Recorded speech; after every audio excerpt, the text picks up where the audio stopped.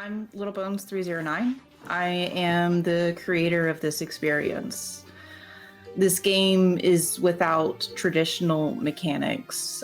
Instead of using dice and stat blocks, we will be playing with morality, decision-making, and its consequences on the human psyche. This is divine violence. You enter a world that has been blighted. Long ago, Craed-Pra was once a peaceful continent, blessed and flourishing, crafted by 9 gods.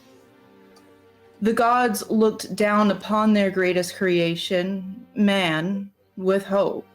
Though as humanity grew, so did dynasties, wars, and famine. Cursed and forsaken by the gods for their greed, man has been punished.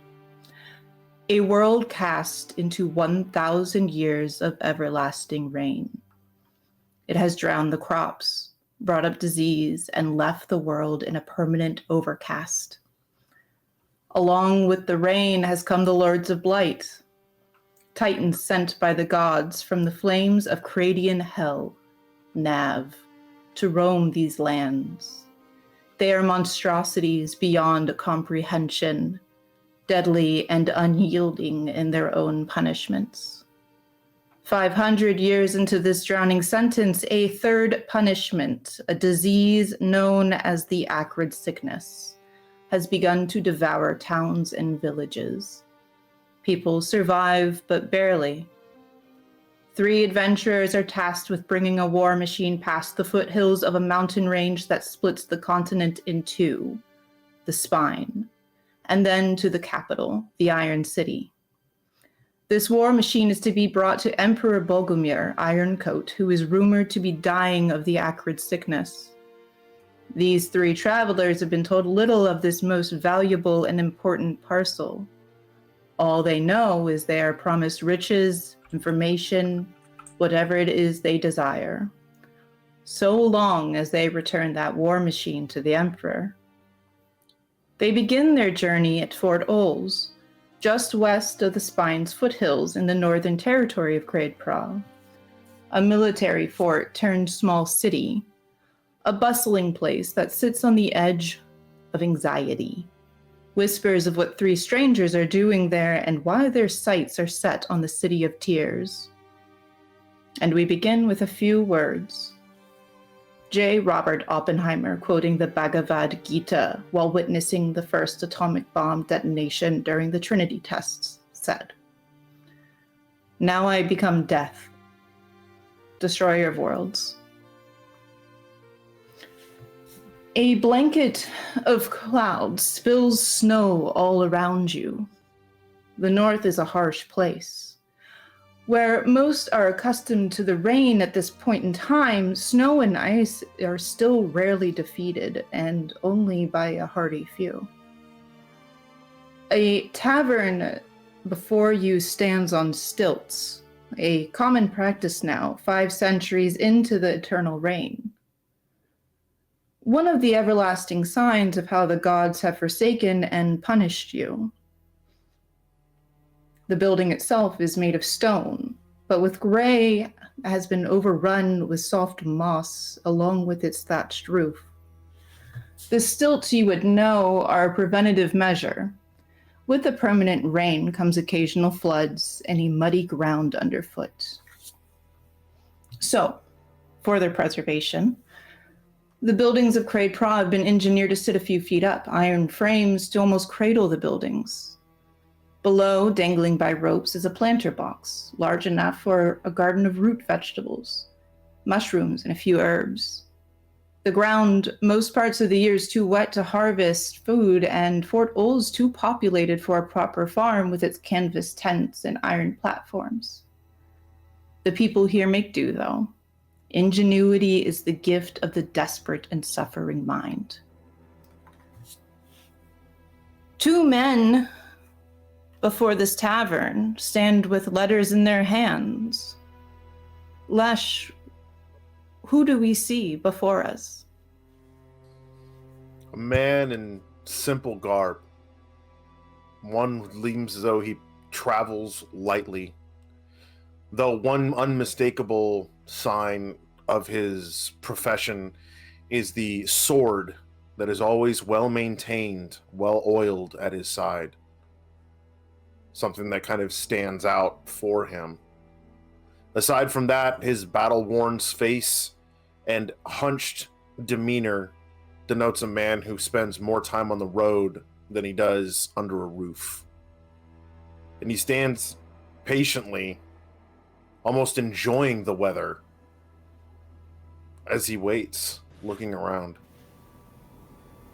You see another, also with a letter in his hand. Radek, what do we see?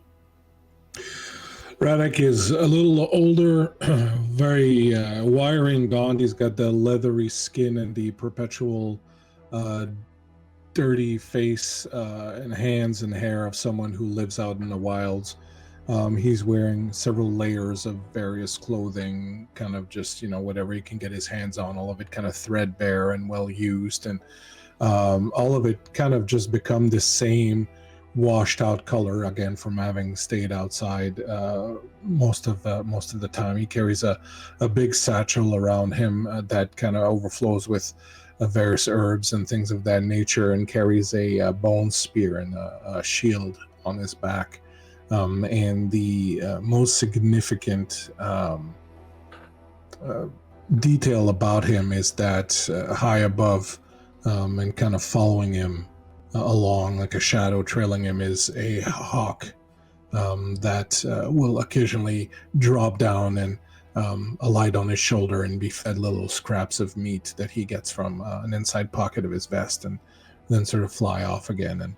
And he's got a kind of a perpetual grin on his face of someone who's seen too much and knows things and figures that whatever is going on right now is not as bad as some of the crowd that he's seen, so he might as well be kind of smirking about it a little bit. Through the crowd, there's a little bit of rabble. Guards seemingly transporting somebody important. Onslus, what do we see? You see a carriage roll up, and out of the depths of this carriage climbs a man. He's tall and gaunt. He's dressed in fine robes, instantly denoting him as someone of potential royal blood from the Iron City. He's very graceful and delicate in his movements for someone so tall and awkwardly built. He has very sallow, pale skin with piercing blue eyes and very long white hair that's kept incredibly straight. He steps forward, a letter in his hand as well, and a satchel at his side. You clearly all recognize this letter. You know that you three have been chosen for this task to discover and bring back the war machine from the City of Tears. There's no mistaking it. What do you say to one another? I think as I see the Lord disembark from his carriage or whatever brought him here, Redek kind of breaks a bit of a knowing smile and just inclines his head and says, "Lord, august presence among us." I am no lord. You certainly comport yourself as one. I work fine within style the castle. you have. Pardon me? Say again? I work within the castle, but do not mistake me for a lord. I simply mean to say that you are the closest to a lord I have ever been. And so it is my honor and my privilege to serve you today. I think he offers you a hand. Pray you don't get closer to any others then. And he gives you a soft smile. I wouldn't dream of it.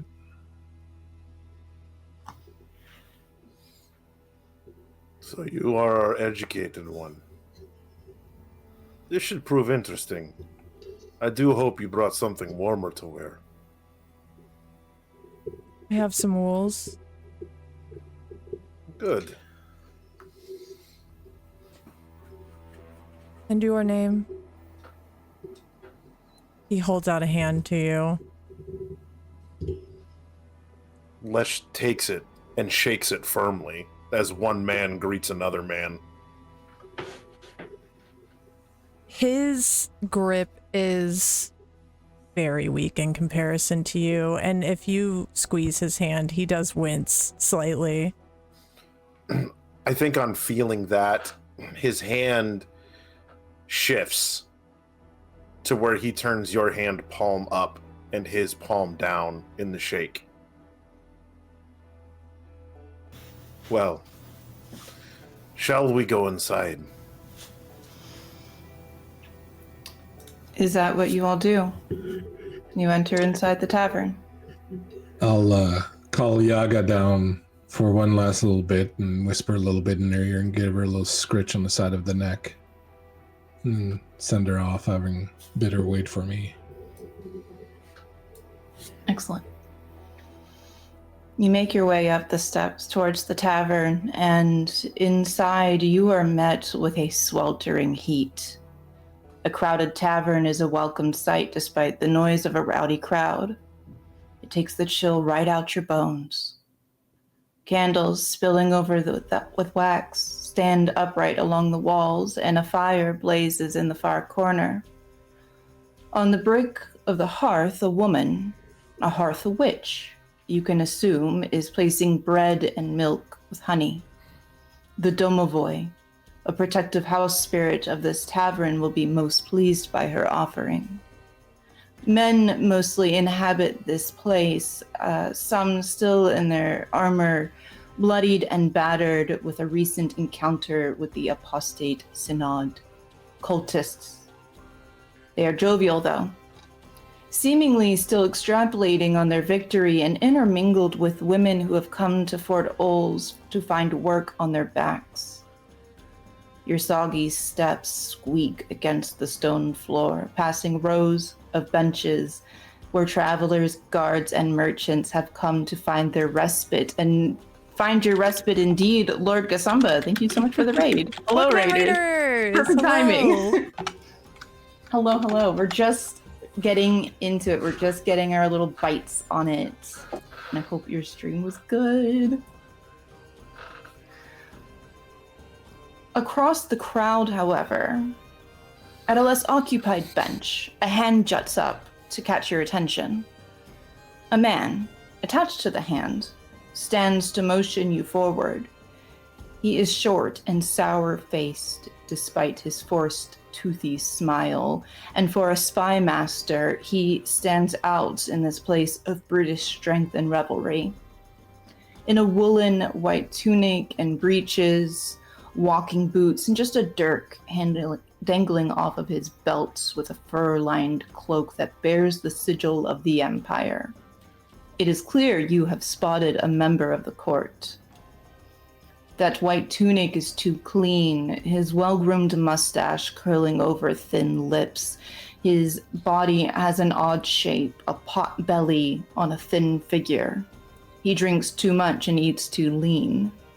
He smooths the thin strands of hair over his balding head as he prepares to greet you three. Ah, you came!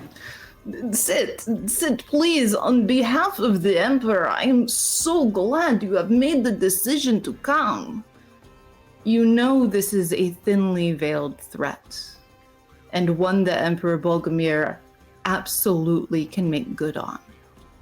You know that the refusal of this task would be resulting in being hunted by the Iron Army.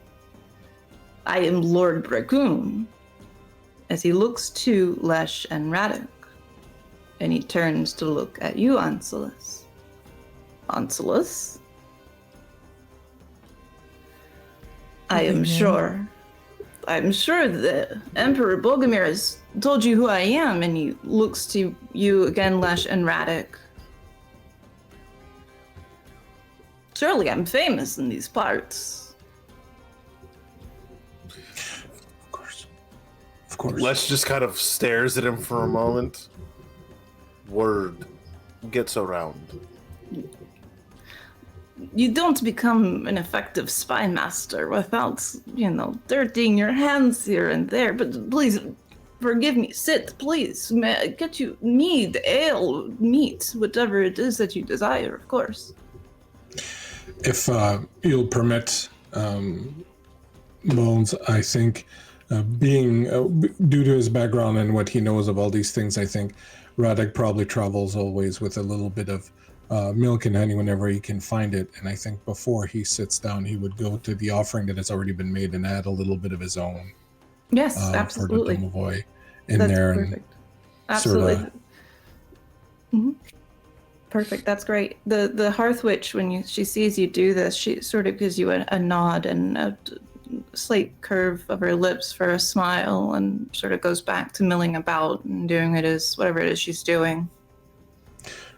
He'll nod to her with respect and come back to the table. He'll say as he sits down, "My apologies for this slight delay, but there are still those who require proper,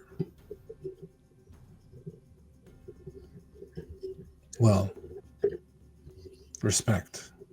Oh, do not apologize to me. My wife, I'm sure, is tending to our own Domovoy. This is a common practice. You know this across Craed-Pra.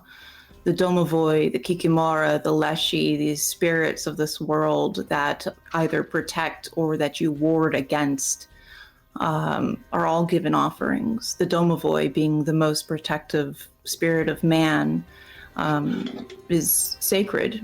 Whether people still believe this or not, necessarily, it is habit to leave an offering. Licking the honey off his fingers, Radek will sit as close to the fire as possible. Fire is not a luxury that one should waste whenever one has the opportunity to be near it, so he'll simply sit down after licking the honey off his fingers and wait for the others. And the other two, do you both sit with Radek and Lord Bracoon, I'm assuming? Oh, yeah, I think Oncelos looks unimpressed with him and vaguely irritated when he sits down. Excellent. I think that Lesh, seeing two members of the court, is more keen to watch their interactions. He, believing those, just seeing, okay, these two have a history of some kind, and so he's very interested in how this interaction is going to go. You get the sense that at the completion of this task, if you complete it, this spy master will try to take your credit. You can practically see the honey drooling off of a wagging tongue. But he continues. This task you take on, it is important to the Empire, and I commend you for accepting it, truly. Again, you're reminded that you have no choice in this matter. You know this. The Spy Master knows this. And most importantly, the Iron Army knows this. You look around, and you see three men in different corners of the inn. They are watching you. Not aggressively, but most certainly with a particular level of care. And you do recognize the sigils on their breastplates, a sword and a pickaxe. Iron Army. They have come to ensure you do not run out on Bracoon. So, Shirley, I'm here to simply offer guidance, answer questions before you leave. We have provided horses, and I have a few things, of course, that might sweeten the pot in the beginning. But please, ask what you must. I feel as though you're insulting us, Bracoon, by even suggesting that we may turn this down. Though, the sentiment is noted. Forgive me, Lancelot. That was never my intention, was to insult you. Free will is not easily came by in our positions. I'm sure you can understand.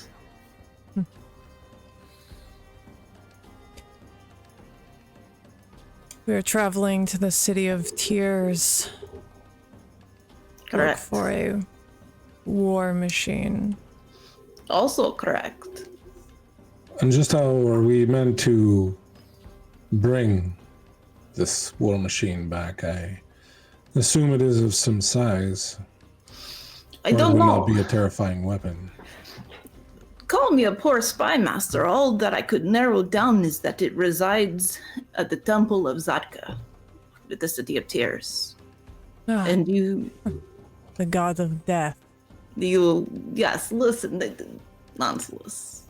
Who else would you expect to create such a powerful war machine that the Emperor himself would set his will to gaining it, if not the god of death? The curious thing to respond with that, though, is that temple is minded by old women. Like, only imagine what this war machine is. Who knows death better than old women? Not many. The men do the dying, sure, but it is always the women that bury them and that tend for them. They know death much more intimately than any others do. Perhaps you're right. Nevertheless, that is where it resides. Now, Craed-Pra, he is aware of your comings, I'm sure. Yes. Why us, Spy Master? Why you? Why us? A swordsman, a huntsman, and a learned individual. Why us? Why not just send the army to reclaim it? Well, excellent question. I'm so glad that you brought that up. Lesh, isn't it? Lesh. I know that name, Lesh. I know your face, but can't place it. No bother. Well, Lesh.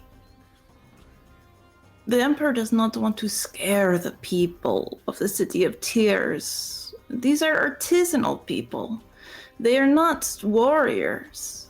They have a small section of Iron Army themselves, but they are loyal to Craed-Pra. So, send a learned man to soften the blow, send an herbalist to help navigate your way there, and then send the sword in case Craed-Pra needs to be brought down like his predecessor. So we're adding murder to the little adventure. Did I say murder? I said no. I did not say no murders. Simply a strong hand to help guide the Crawl back to his allegiance to the Emperor. For as we know, Piotr has no doubts of his allegiances. He is newly coronated. Also, I could have sworn I saw you at that coronation. Maybe. Likely. Yes. He is new to his role. He is young. Guiding hands sometimes are soft, and sometimes they are firm.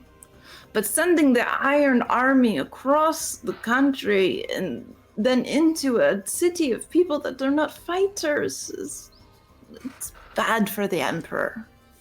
It's a waste of resources, is what he's trying to say. That as well, Anselus, you are always so on the nose. A wise man indeed before me, truly.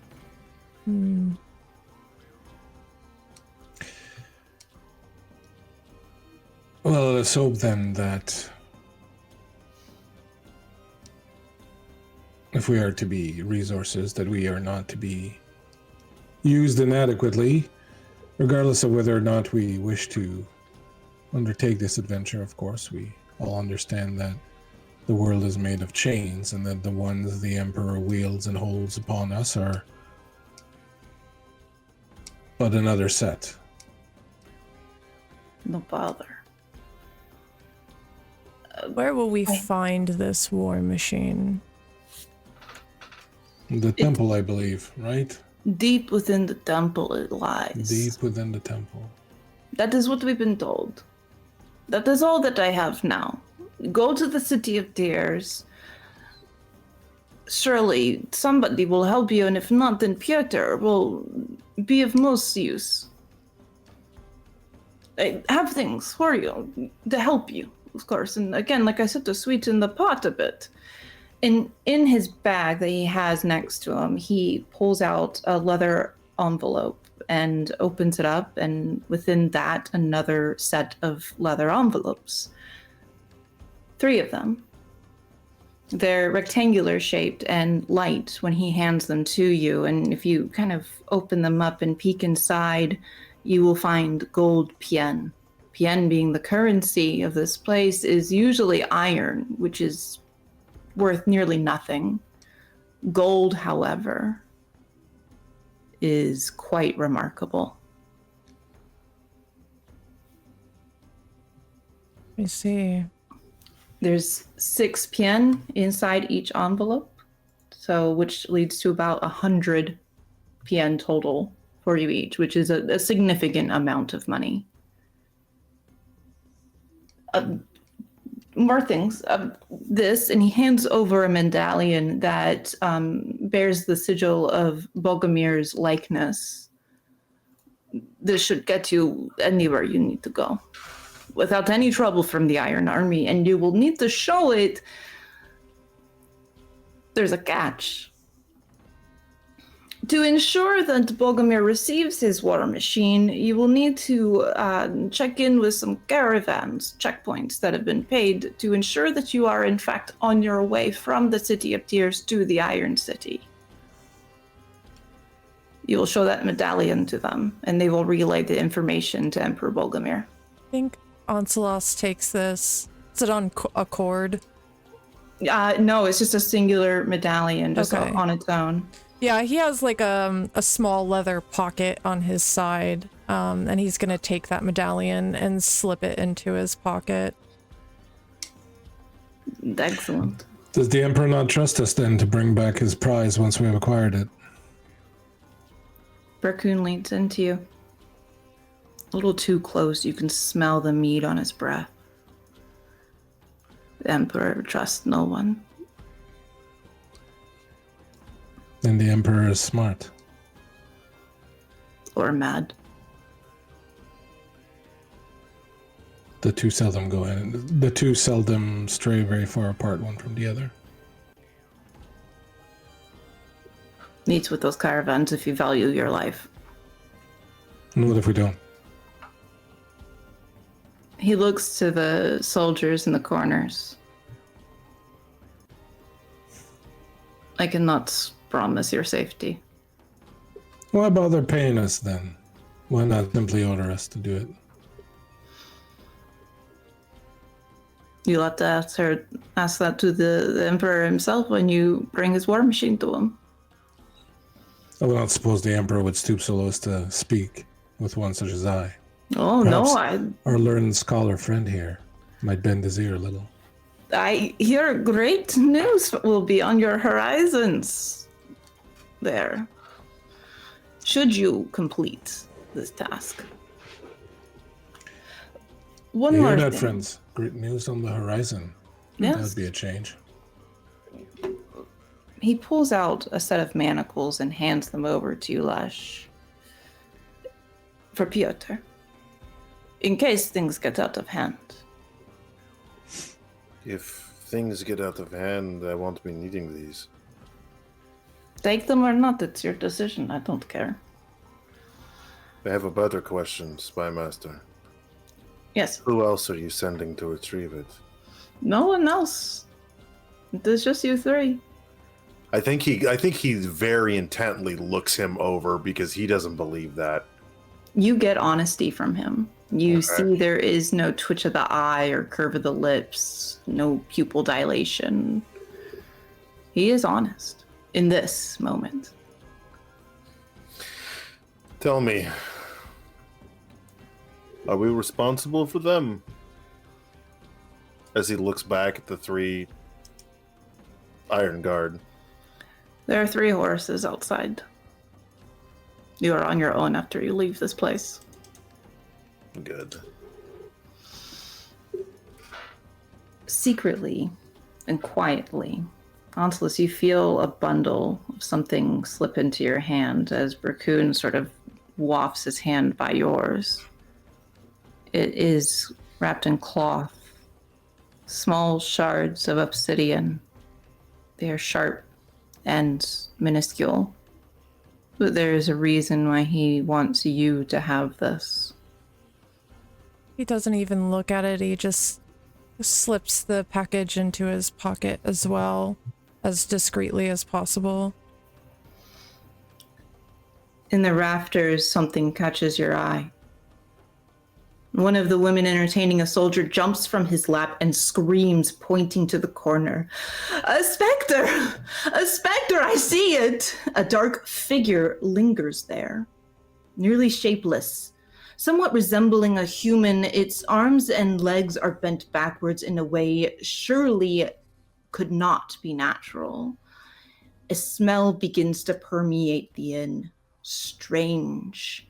An odor of brimstone, sulfur, but also something powdery and herbaceous. Lavender. The creature moves deftly, seemingly defying gravity on the thatched roof. As it makes its way towards the door, Bracoon holds his hand up to stop his men from drawing their weapons. "Leave it. Spirit surely looks like a Kikamora. Let the doubt lest it call upon the Leshy." The door swings open to reveal a harsh and whistling wind and falling snow.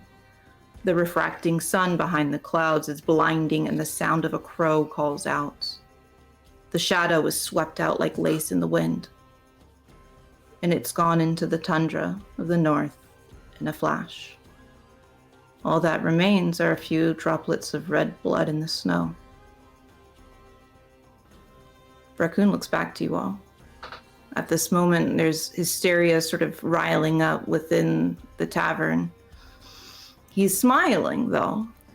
Hopefully the Kikamora is not loyal to the north enough to warn the City of Tears.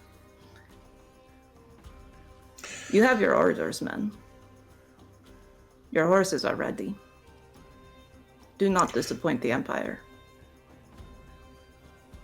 Radek will reach into the fire and grab some soot on the tip of his fingers, and on the stone near the fireplace draw a strange symbol. I'm gonna stand back, look at it, fix it a little bit. Wipe his hands on himself. Turn to the other 2. You would do well to mark this moment. This is the moment their deaths began. Pick up his spear and walk outside. You go outside, and you're given your horses, you're given your map, you know where to go, and you begin to ride. It's a few days to get to the City of Tears, and as you're riding through the Northlands, the snow and wind begins to sort of subside, but with the eternal rain, there is always some sort of precipitation. So while the ride is relatively easy, relative is sort of the key word here, there is always the looming fear, of course, of coming across one of the wretched Lords of Blight. Entering their domain of the wilds always guarantees that risk. That, or a band of cultists in search of another hearth witch to sacrifice to the Lords of Blight. Although you are not their targets outright, they will not hesitate to take their bladed clubs to any who cross their paths. As you ride, are you talking to each other? Are you getting to know one another? What are you doing? You'll have time to sort of stop and different villages for the night to rest and then continue on. I think Oncelos rides up next to Radek. You appreciate the old ways. Well, the old ways were here before we were. One would think that they would know best. It's good of you. Seems as though many just walk through the motions, don't understand quite what they're doing. Those who do the motions at all anymore. And some hide their true nature for reasons that remain to be explained. Do you have something to say to me, Radek? No, I am glad that you are along with us on this little journey. We will need someone as learned and as skilled in the arts of talking as you are, because, well, I believe that our quest, as it were, has perhaps more to do with Piotr than anything else. I think that to expect that we will be able to carry it through by force of arm is, well, somewhat laughable. And I don't say this to undermine the prowess of our sword-bearing friend here, but there is an entire city, an entire temple, guards, what have you ahead. I believe the art of talking and the art of persuasion will bear more fruit than the art of killing. So I, for one, am grateful that you are with us. Well, I regret to inform you, Radek, but my speech perhaps is not as great as you think it might be. I am a learned man. I spend my days in the great archives of the Iron City as my job as historical advisor to Bogumir himself. But among those books, there is not much conversation. I speak to myself more often than not, but it's usually just silence I am met with. You know, the books, they can't speak back. That is why I like to get my knowledge from the world itself. The world does speak to you. The trees, the sky, the wind, the earth, the animals, they all have a story to tell. One need only look closely enough, spend time among them, to read them. And the story they are telling these days is one that does not end well for the rest of us. And so perhaps the books are better companions after all. Feel as though the world's been telling that story for some time, hasn't it? Though I do count myself lucky that you're here with us. Oh, and why would that be? You are a resourceful man, Radek. You know much of the world, much of the things I do not know.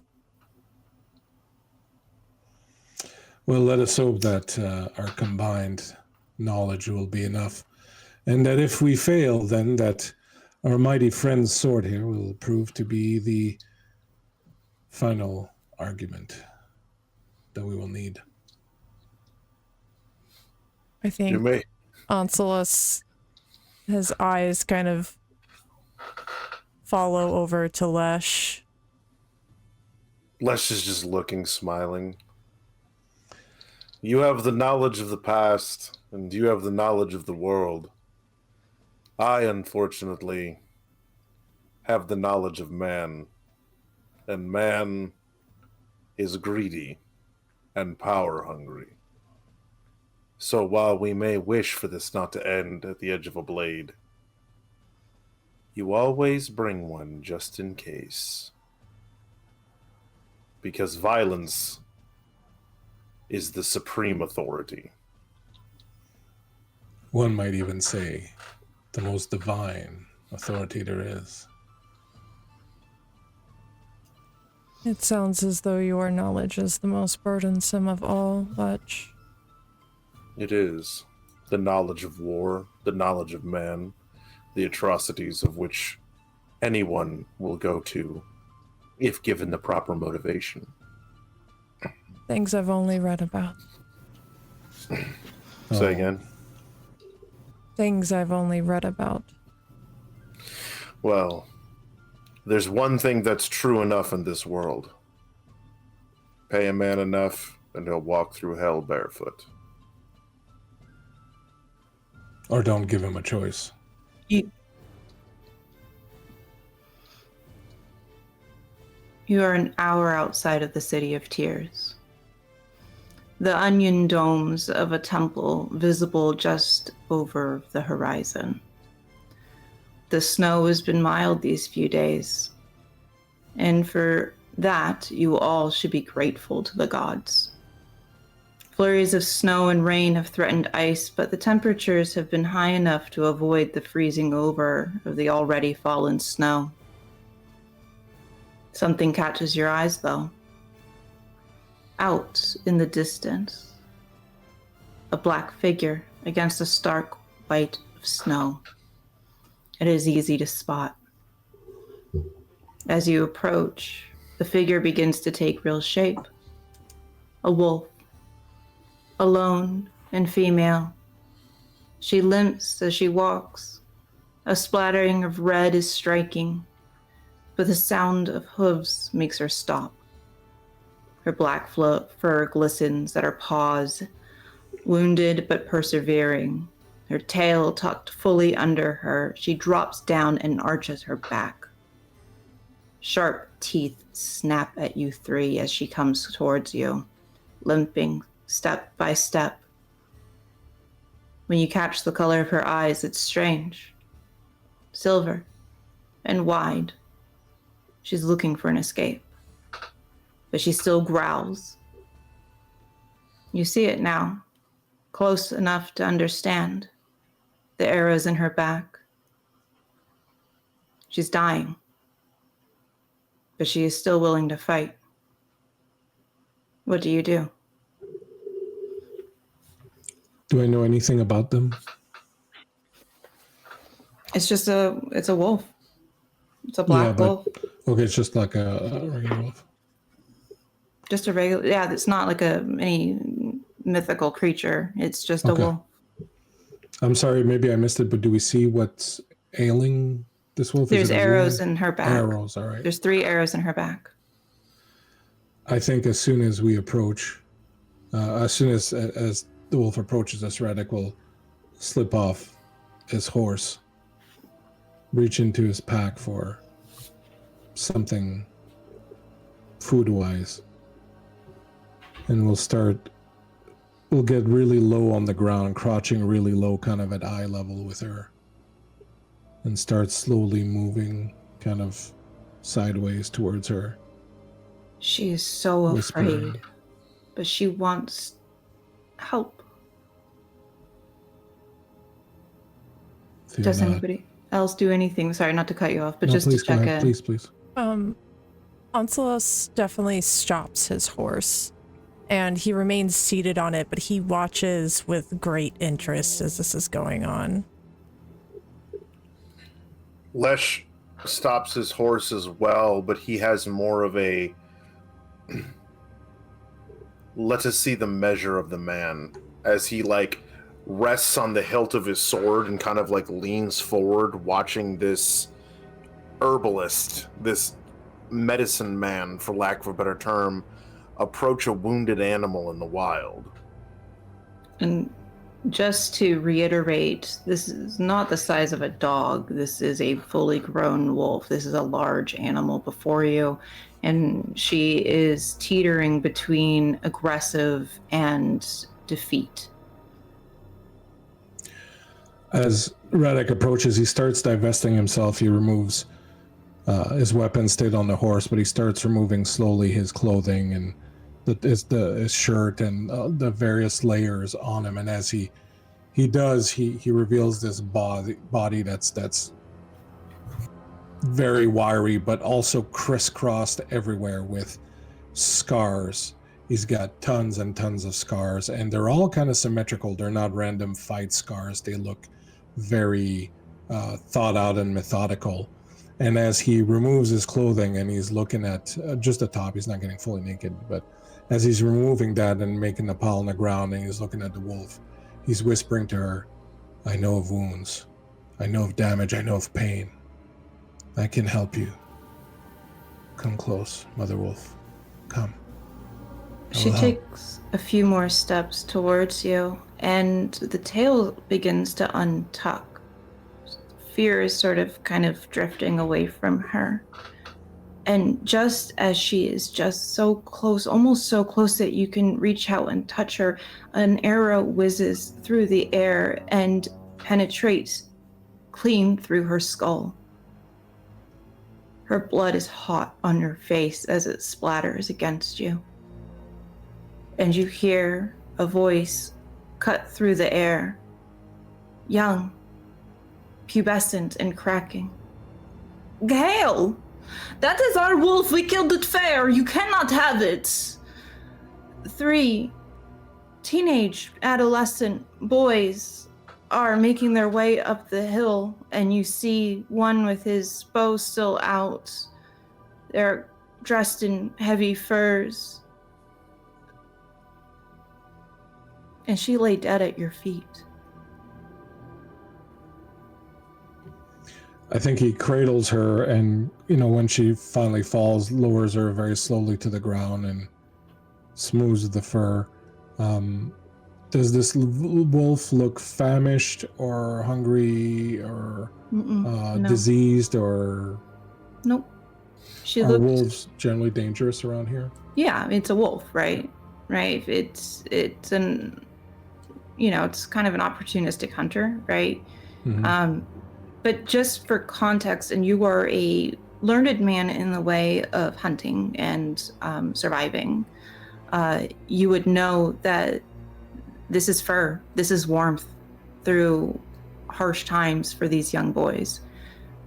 They didn't technically do anything wrong. I do want to take a look at the boys and see, do they seem to be like, rural peasants, or do they seem to be they are peasantry on the hunt? And this is a feudal society, right? So you have your aristocratic class and you have your peasantry. There's not really a middle class here, and you get the idea that these boys are peasantry. Some of them, there's 3 of them, right? And the oldest is his pants are a little too short on his ankles, and the youngest, his clothes are a little too big on him. These are just working class boys. And they are coming towards you. They're not trying to hurt you in any way, but they want their kill. That was theirs fair and square. Yeah. As they approach, I'll look at them and say, it's a fine beast. You've brought yourself down here. These creatures have spirits that linger and that hold contempt and malice for us. If you wish to make sure that this beast's spirit does not find you in your sleep, come, gather round.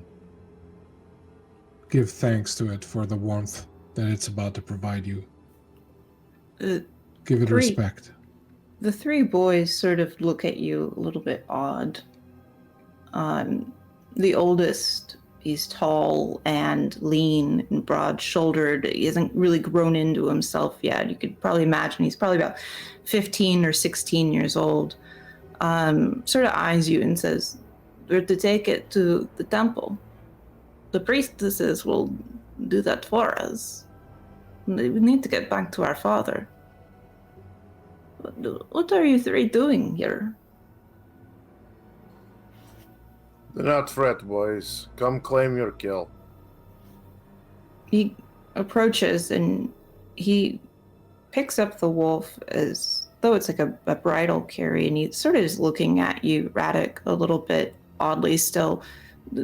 No offense, but I'd rather take it to the temple. Zarka's offering and all. It's okay, boys. He just believes in the old ways. Well, most of the people of the City of Tears, we believe in the old ways. It's just that when you take it to the temple, Zatka is pleased with you, and then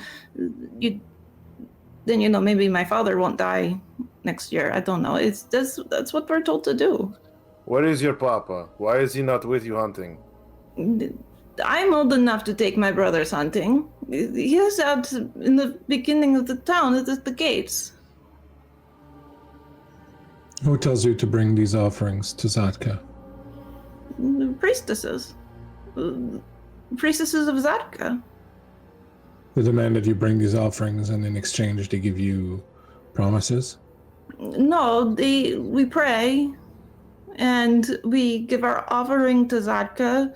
We take the wolf's fur for warmth, of course, and then we attend sermon. You've been to the temple? Yes, everybody at the City of Tears goes to the temple. It's. Don't you go to your temple? He just turns and looks over at Anselus. They have been to the temple.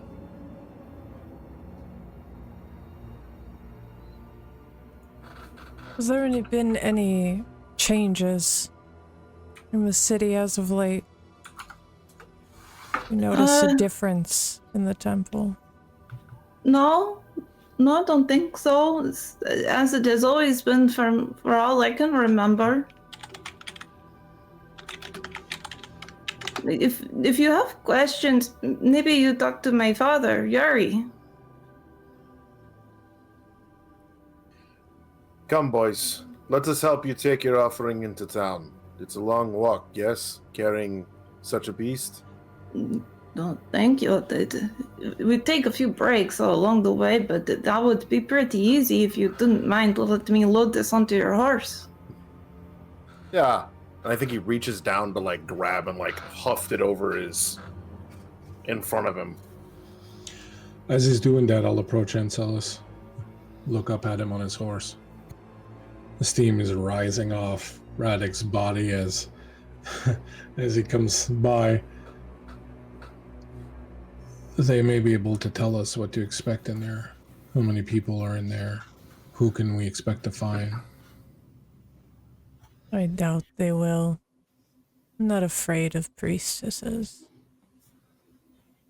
I'm not afraid of priests either, but I'm afraid of those who guard priests and believe in them.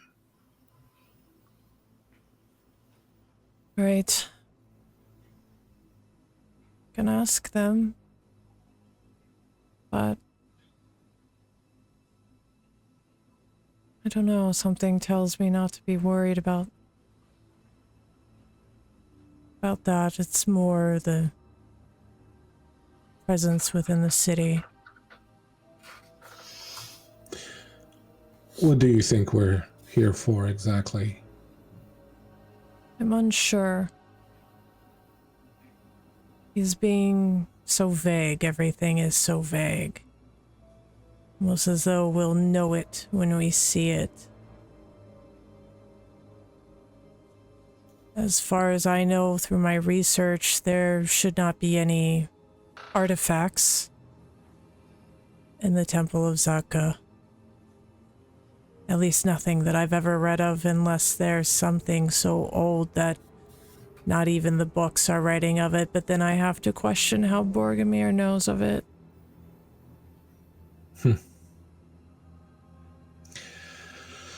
Well, there are layers and layers and layers here, and hopefully it's not like an onion where we all end up crying.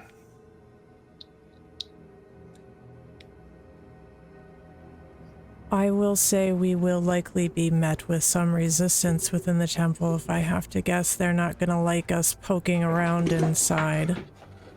It is a holy place. But if they welcome sacrifices, it's possible we might bring something and at least buy our way inside to a certain degree if we're proffering some sort of gift. Perhaps this could work.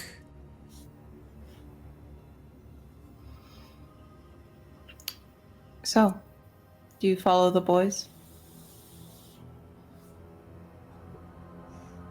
Just go Lush and most get my certainly does. just go and get my clothes back, and I'll follow Enceladus. All right. The boys you will learn their names are Yarick is the youngest, Carol is the middle, and Onfim is the eldest. They explain to you that their father, Yuri, is sort of a doer around the city. He does odd jobs for people. He works very closely with the priestesses of the temple. They call upon him for handyman work, for lack of better words. He just is a doer. He can get things, he can fix things. And from the impression from his sons, they look up to their father a great deal. The ride to the city gates is not long, maybe 30 minutes or so, and made shorter with horses, but the boys walk alongside you. They're young, they're full of life still, no aches and pains of the world, and keep pace pretty easily. As you come across up to the gates, you see it, that onion dome, the steeple. You know it is the temple of Zadka, the god of death, by the human skull perched at its highest point. Grimy still from weathering. And a man at that gate, similarly dressed as his boys, bearing the same crooked nose as Onfim, presumably is Yuri. He leans against the iron gates, and he is thinner than his sons, gaunt even, but towers in height. The yellowing of his eyes and the leftover foam in his thick black beard are indicative to that of a chronic drunk. He grins at the sight of you, exposing a mouth full of silver teeth and black gums. You come back with more than just a wolf. Yuri greets his sons as he clasps each one of them on their backs and comes up to the three of you. Not the Iron Army, I hope. Not a good omen, 3 riders. Fine boys you have here. Good hunters. Yeah, they're all right. Yeah, good with the bow. Not so much with the sword. We're working on it. Don't worry about it. You feel the slime coming off of this man. This is not the man that his sons speak of. This is a wretch before you.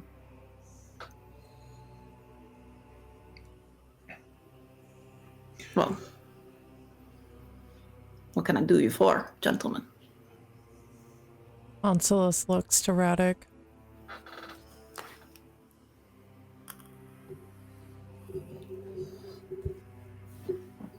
You work for the temple then, old man? I work for Yuri. I work for Yuri. The temple occasionally asks for some help, of course. Broken windows, falling steps. Yes, you fix things. I'm a doer. I do things, just as his sons have described. Run messages to Pieter if I need to do so. And Pieter, is he in town? Would you like to open sitcom time? I believe he is at the temple praying. He spent a lot of time praying, that man. What can I do? You say you are a doer, friend. Yeah.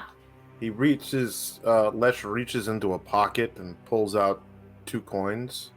2 PM tablets. Do us a favor. Yeah. Take us to Pieter. And he throws the coins at him. We are pilgrims, simply seeking the temple. That is a lie. Tell me what it is you're really here, and maybe I'd be more inclined to take your money. Why, it's not a lie. We seek the temple. And we seek an audience with Pieter. I'm sure you do. And we are traveling from one city to another, one temple to another. That makes us pilgrims. That is a lie. And he looks to Onsilus. You wouldn't lie to your old pal Yuri, right? We can be friends, stranger. Tell me the truth. Don't lie to Yuri. Did I see any guards of the Iron City when we came into town? There's no Iron Army here. There's no Iron Army here. No Iron Army. That you see, at least. But there's nobody outside. It's just Yuri kind of like minding the gate. I believe we are here to do as we please, unless you intend to stop us. Tell me, are you maybe perhaps seeking something? He knows what you're here for. You now know that. He wants you to say it. What do you think we seek? What does a place like this have to seek? Do you seek the war machine? The war machine. And you've seen it? Brave Yuri. Oh my goodness! By the gods! We've all seen it here in the City of Tears. We are not afraid of it, for it works for us. Here in the north, far away from your Iron City, and far away from Bogumir. It is ours. But you seek it. I'm assuming good Emperor Bogumir has sent you on this task, and if you don't complete it, not so good for you. You have very loose lips for a drunkard. It is my city I live in. You are the visitors. But I'll help you out. You want this war machine, don't you? You need it. We wish to speak with Pieter. Pieter is overseeing the war machine. I thought you just said he was in the temple. War machine's in the temple. Come on. Stock your horses here. And he sort of leads you to this like makeshift barn that you can put the horses up in, and you can walk through the city. Do you do so? I think Onslaught looks down at him. Why are you so eager to help us with something that helps you?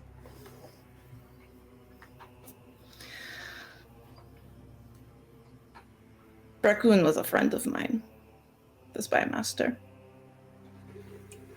And if you can tell Bogumir, it was me who helped you, and not my old friend Raccoon. We'll be even then. Both our debts to one another repaid. Simple task. Easy enough. Excellent.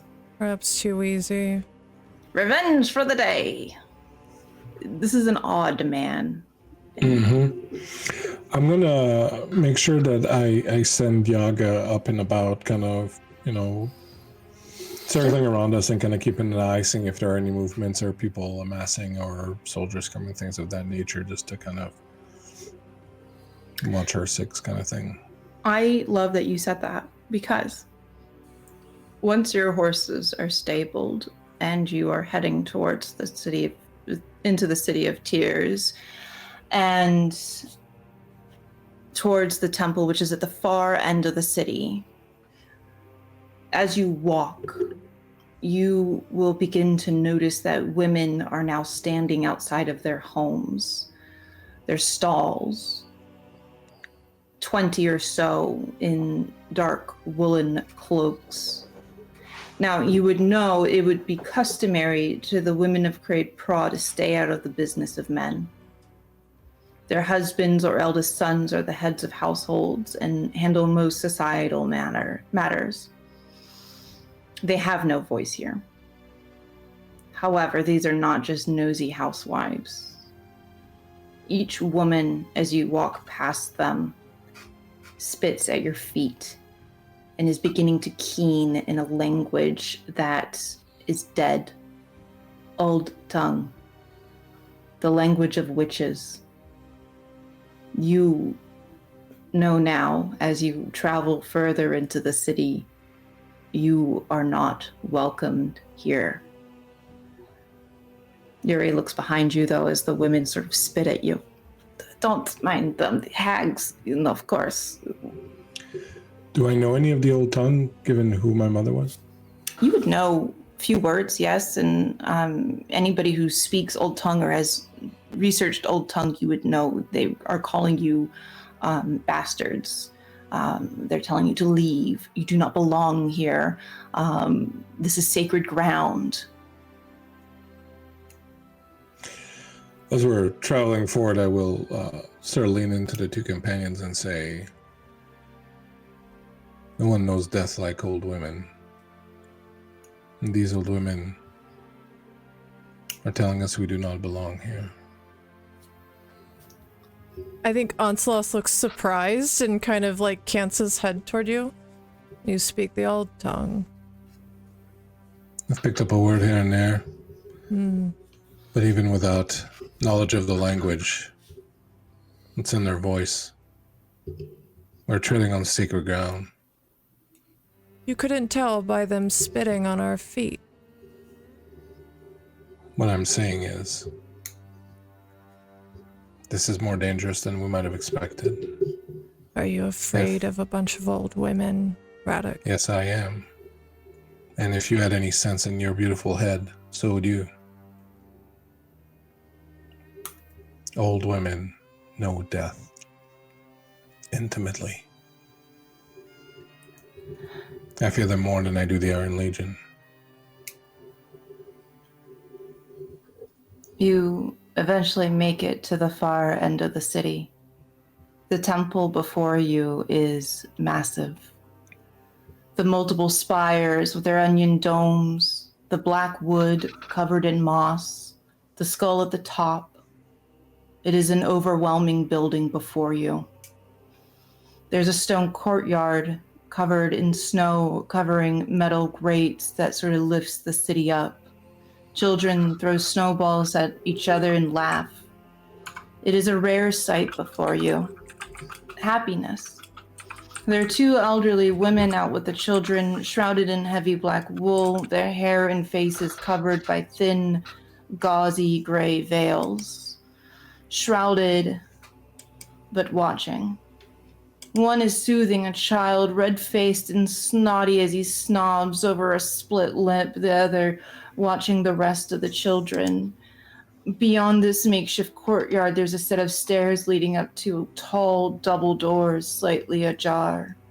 One of the elderly women looks back to you three and then to Yuri. You are a betrayer. Yuri laughs and shakes his head.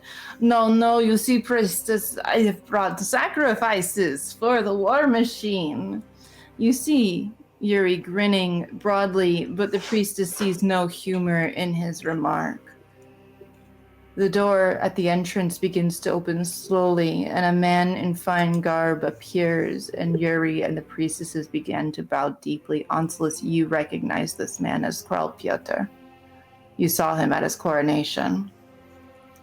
In a long red woolen tunic and opashen made of black bear fur, he begins to descend. He is a man in his early 30s, and he is graced with gentle and handsome features. Now, Craed-Pra marches his way down the stairs to the courtyard. My lord, one of the priestesses begins, please not in front of the children. He does not respond, but instead comes to stand before you, Onslaught, from the capital. We are. You have no idea what you are doing. And perhaps you will help me to understand. I will not be complicit in this.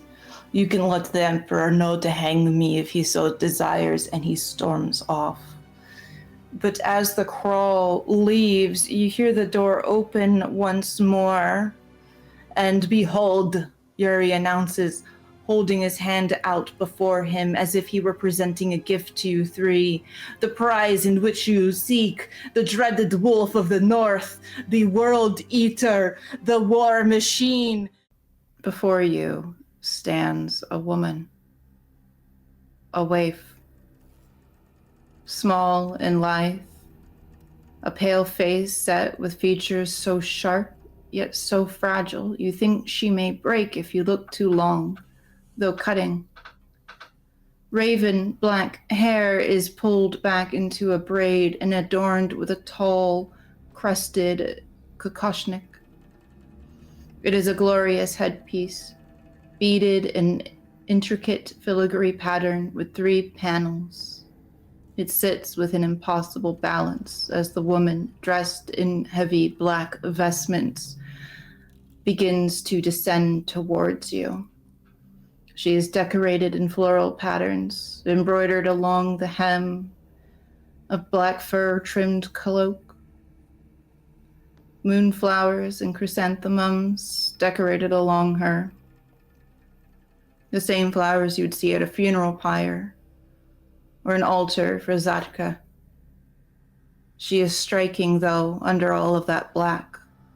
But what catches your attention is the color of her eyes. Silver. The same as the wolf outside the city. So silver, she almost looks blind. Lesh, you cannot help but feel a connection. That this woman is familiar to you, though you can't quite place it.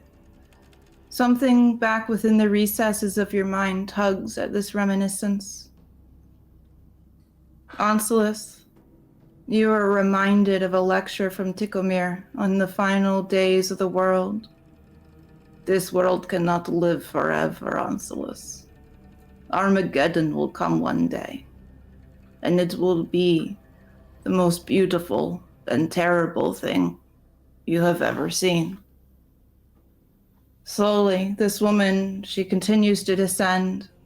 The priestesses are quick to send the children away to an auxiliary building that you can only assume is some sort of dormitory.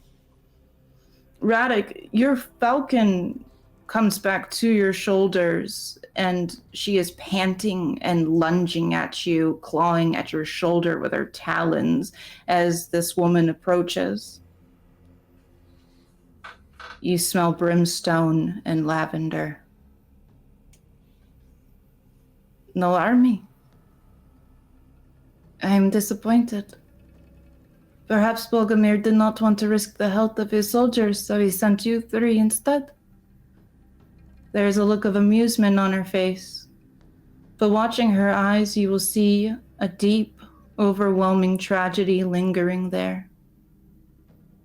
Well, do you find yourselves capable? Do you stand before the war machine triumphant? She stands there, her hands clasped together at the small of her back, and she clicks her tongue to tut at all of you. And she sighs. What do? I think Onsilos is, as soon as he sees her and she begins walking forward, he kneels before her. Quietly, his eyes are on the ground. What do the rest of you do? I try to calm down Yaga. And my first worry is that Yaga saw something else that's like coming towards us or moving towards us. So I try to kind of get a sense of why Yaga is going crazy. And if I realize it's about the woman, you know, I'm just going to say like, and the woman doesn't mean anything to me, doesn't remind me of anything. No. I think after trying to calm down Yaga a little bit and seeing what Onsilis does, Radek will just sort of step back a little bit and kind of be on his guard, but he's really kind of unsure exactly what's going on or who this person is, so he's going to wait to see what develops. As you step back, Yaga calms. The more distance you put between this woman and yourself, Yaga sort of calms herself. What is it, girl? What is it, And Lesh. This is the war machine?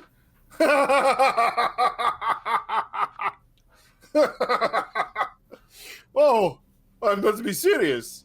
Oh, excuse me. I apologize. This tiny little mouse is supposed to be the war machine. Her eyes sort of flit down to Onsilis, and quietly she will say, "Please stand." Then she'll look back to you, Lesh. "My name is Kaliak. I am the World Eater." Well met, Kaliak, the World Eater. I am Lesh. And you are to return to the Emperor as far as my understanding goes. That is also my understanding.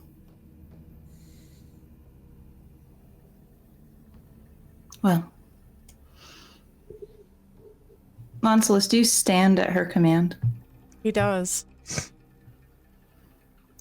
She sort of. I think he shoots a look to Lesh from the corner of his eyes.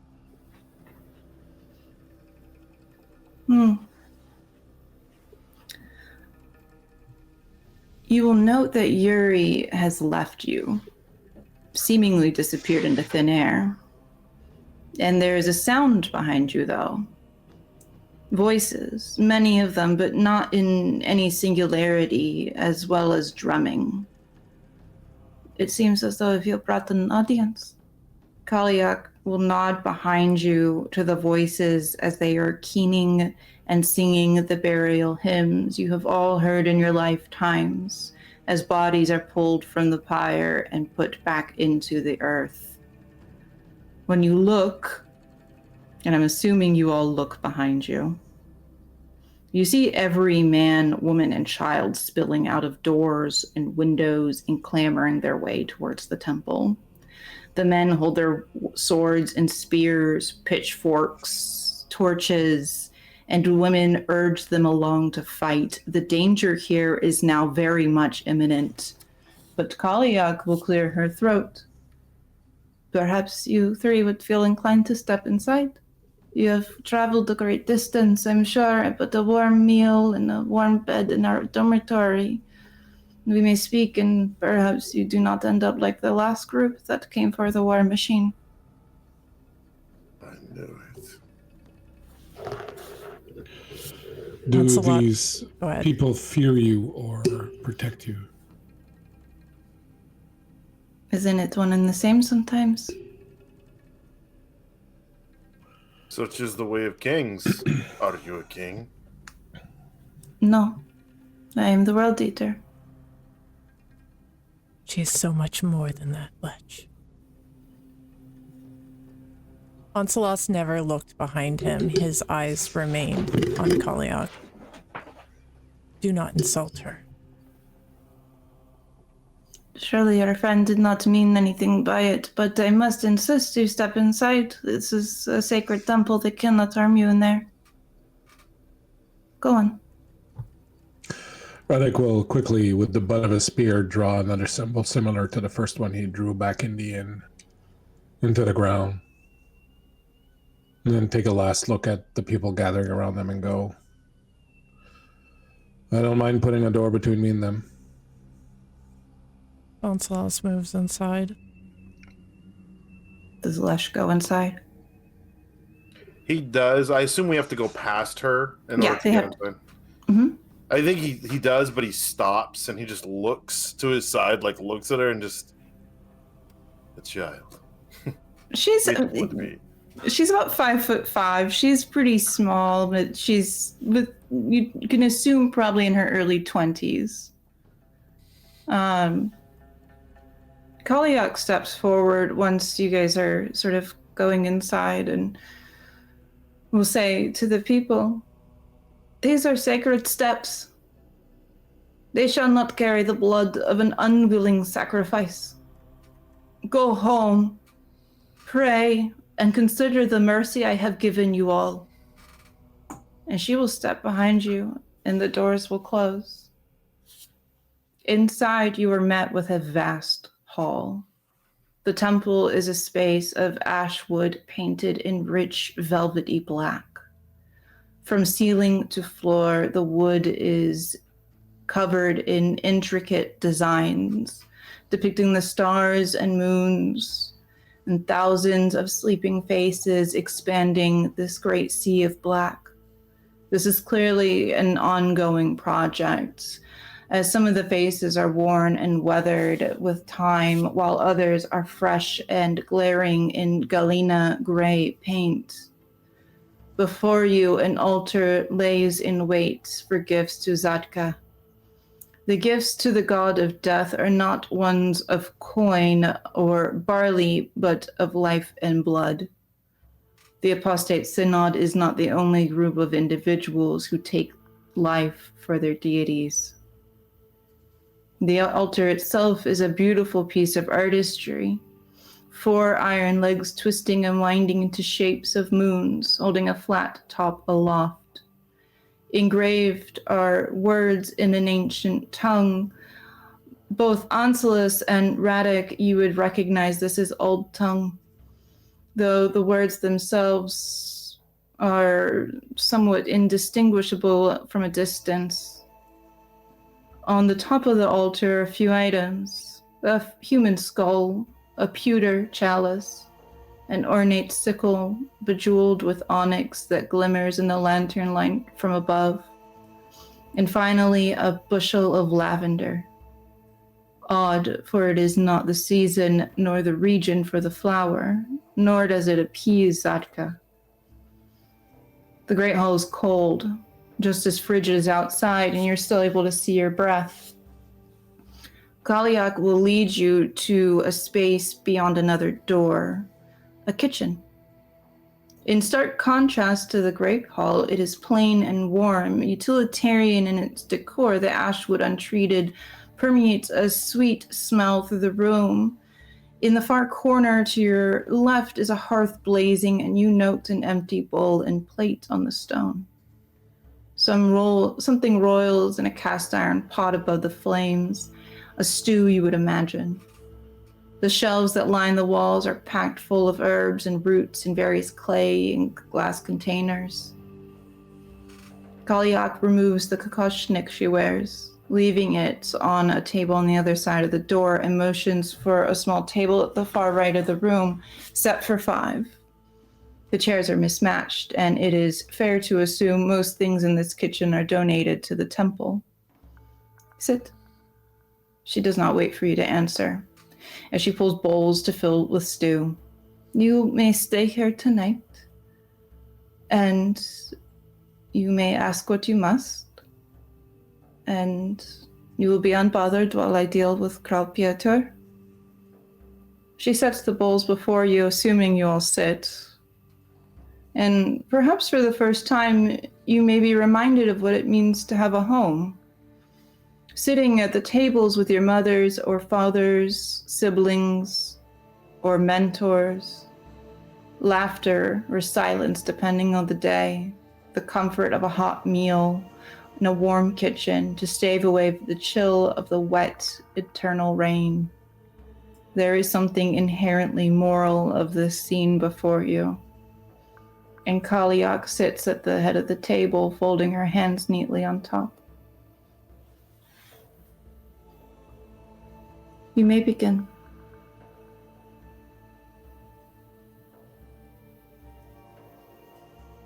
How long have you been here?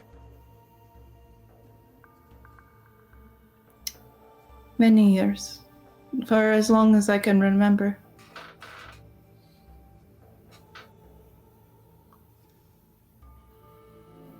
The Emperor knows you're here. He's sent others before. He has. And what happened to them?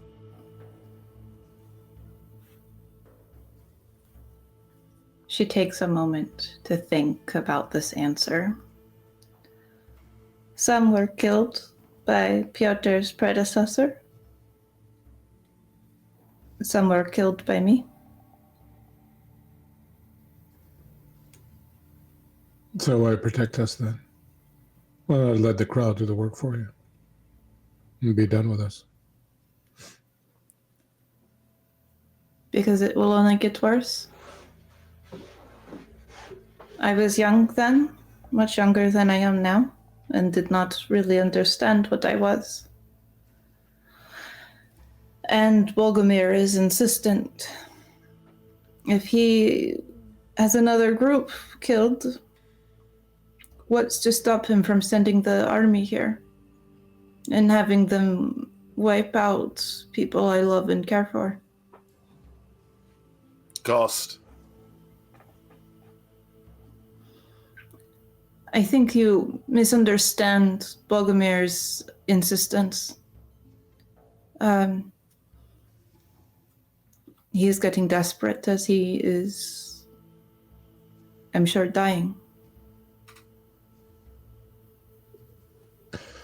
I don't mean to offend, of course. I don't understand enough of what's going on to know exactly where offense may lie, but if you are such a powerful weapon that Bogumir will not be able to resist coming after you with the army, wouldn't you be able to defeat the army?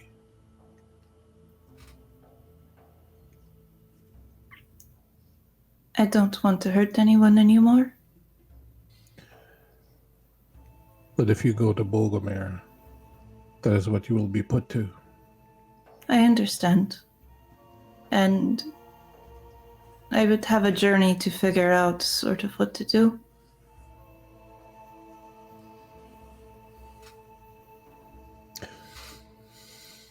My next question is for Ancelos. As always, my friend, you keep your counsel to yourself, but perhaps this once you would dare share and enlighten us. You seem to know a bit more than we do about who this person is and what she is capable of. Have your books talked to you?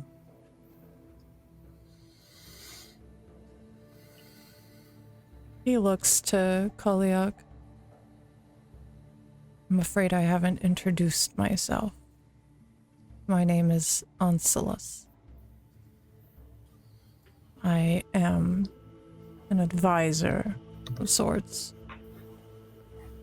to the Emperor Bogumir. I spend most of my days in the great archives reading lore, legends, things people have long forgotten. If I am correct, I believe we are in the age of Zotka. And if, furthermore, my reading does not deceive me, each god chooses one.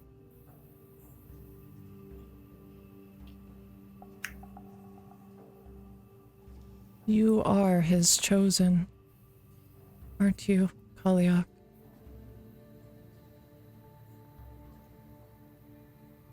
She takes a moment and straightens herself.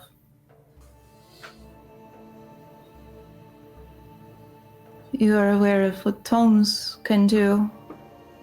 I am. And the necessity of them in order to complete rituals. I am. I need no such thing. Do you know what I am then? I know exactly what you are. He looks back to Radek.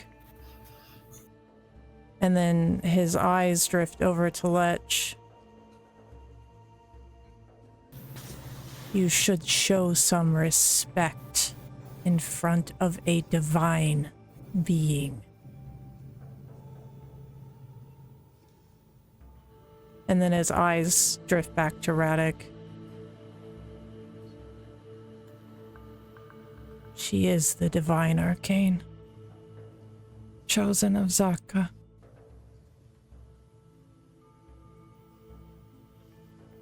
I hope this answers some questions for you. I know some people are looking for you.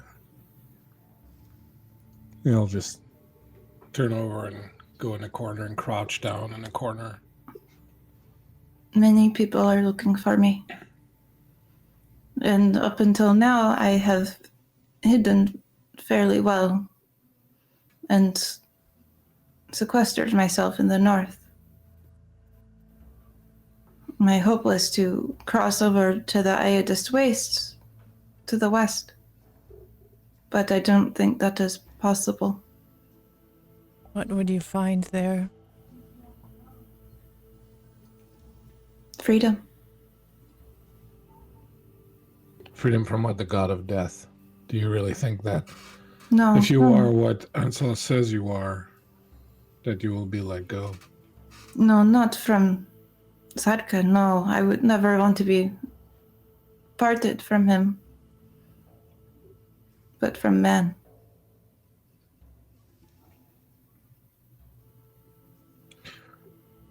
Surely if you are who Ansel claims you are, there's a reason you've been sent here.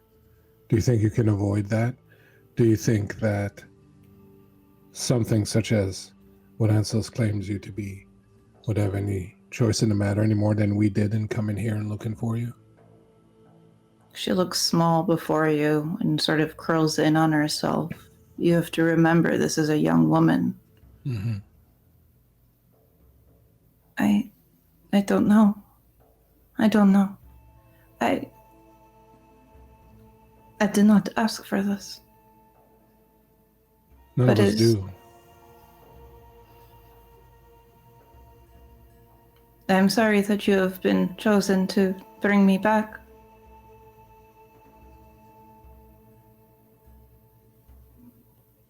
I'm sorry for that.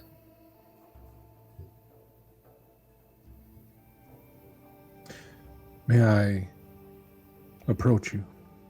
Of course. I don't bite.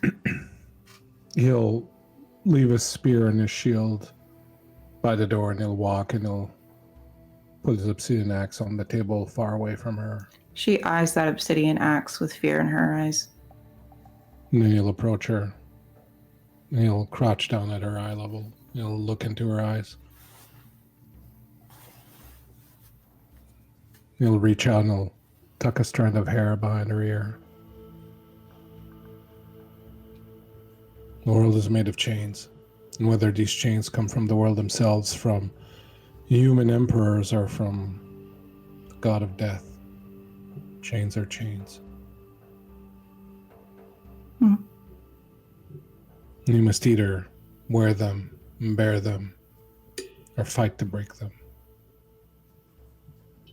But you cannot run away from them. You cannot hide from them. You cannot escape them. You can wear them, or you can try to break them. Running away to the wastes will not do anything. If you are, you'll look over at Ansel's again, who our esteemed learned friend here believes you are. Your path is already laid out before you. Mm. You either follow it or fight against it. But you cannot run away from it.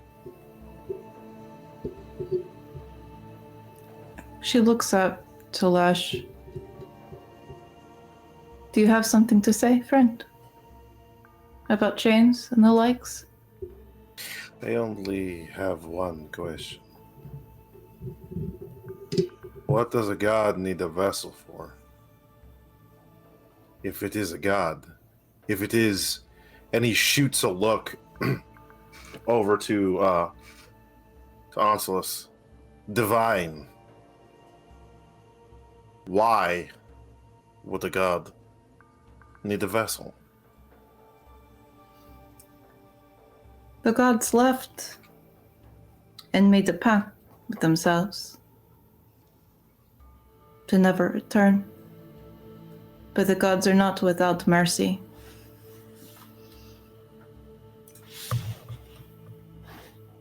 And you are such a mercy. It is a cruel joke, perhaps.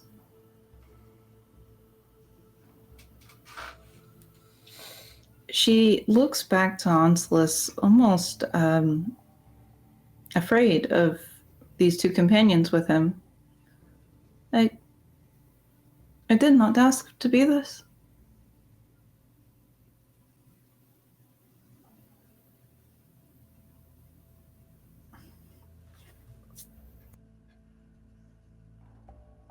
I can only imagine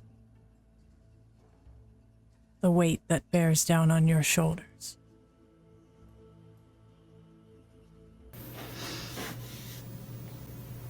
But I can say that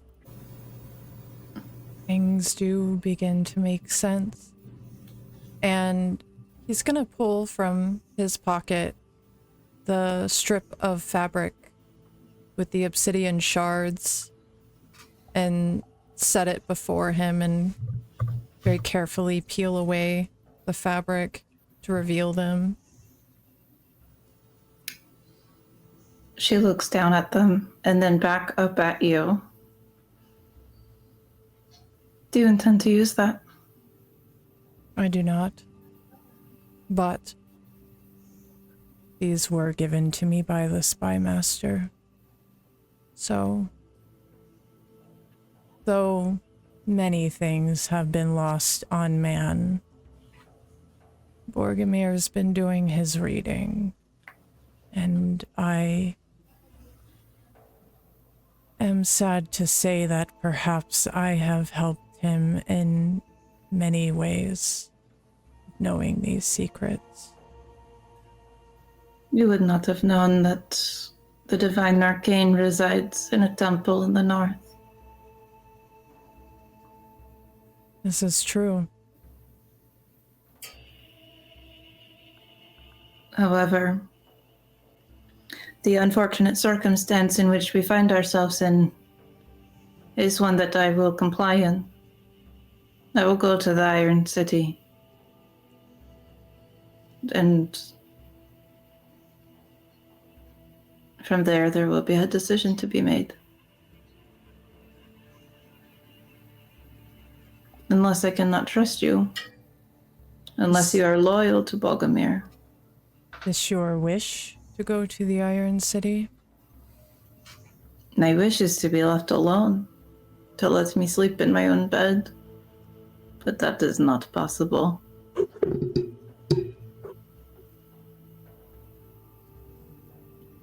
Then if you cannot be left alone, if you cannot sleep in your own bed,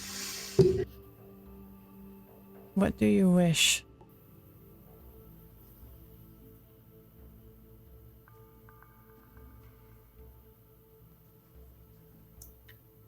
She takes a long moment to look in your three faces. How trustworthy are you three? How loyal are you to Bogumir? As she lingers on you, Onsilis.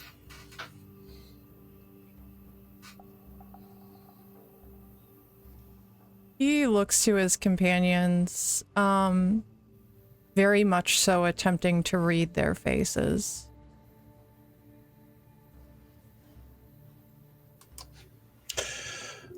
I think you would see that Radek's got that smile on his face even more than usual, and you get the feeling that, like, he's finding this to be the best joke ever.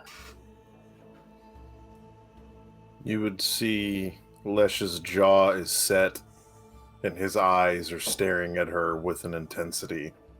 A man is set upon his path, and he will follow it.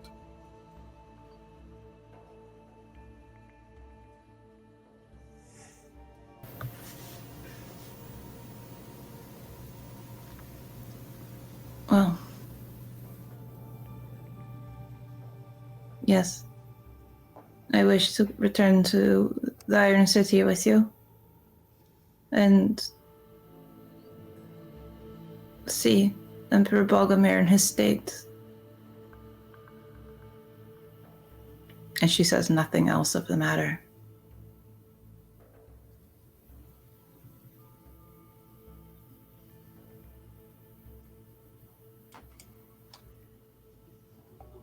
We will set out in the morning.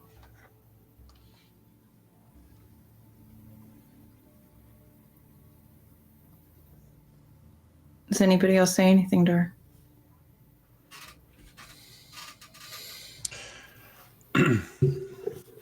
Doesn't he just...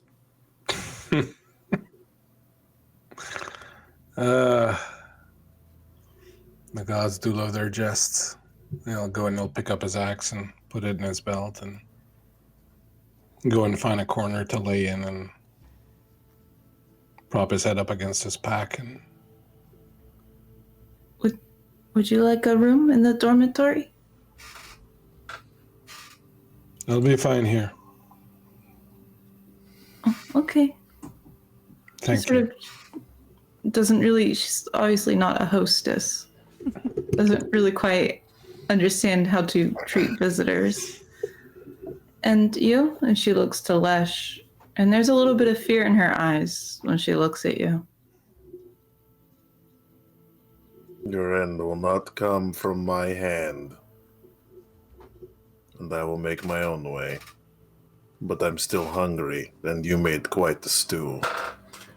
And I think he stands up and he goes over to the pot and like ladles out some more into a bowl. And then finally she looks at Onslaught. Would you like privacy? Please. She'll wave you to follow her, and she'll lead you to a dorm room. It's set with 4 beds. It's clean. It's not anything beyond a bed, a table, a lantern. And she will leave you to that. You all, as you sort of settle in for the night, you will hear Kaliak in the Great Hall in front of her altar. And up until perhaps midnight, now keep in mind you've made it to the City of Tears, probably early evening, up until midnight from then, her praying incessantly.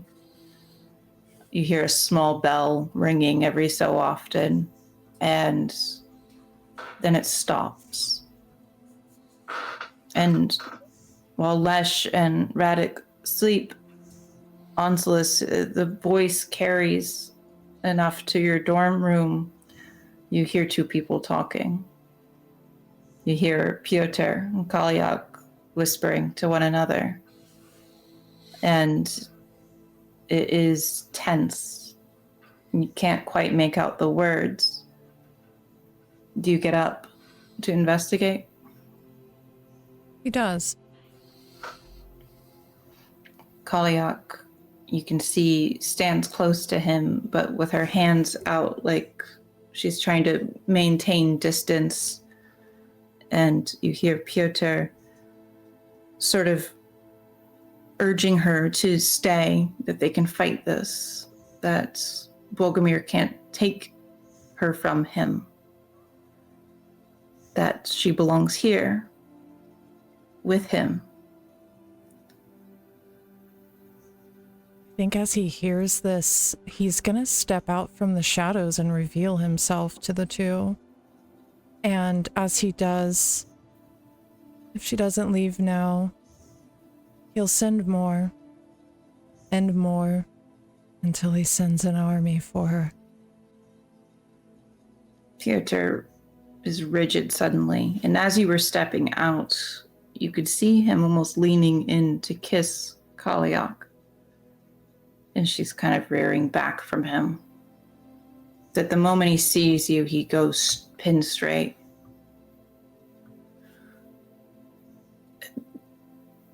You don't know what you are doing, Onslaught. You don't understand. What don't I understand? There is more to her than you think. Than the divine arcane does not simply just have magic or power. It is something beyond your comprehension.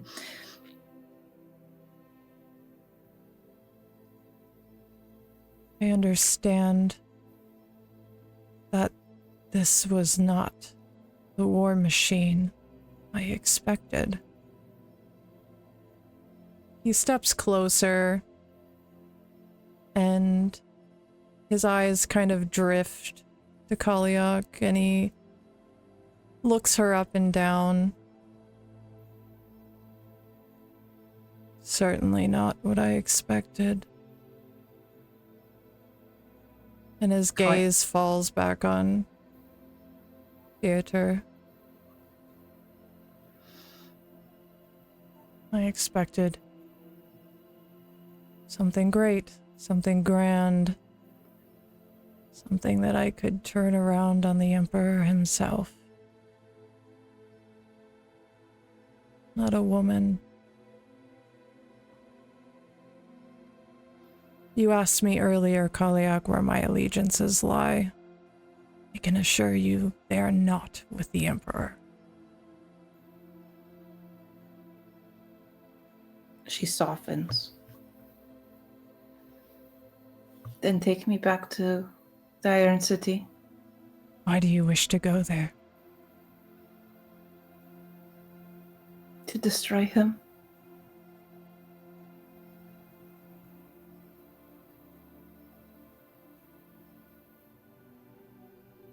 If that is what you wish, that is what I give you.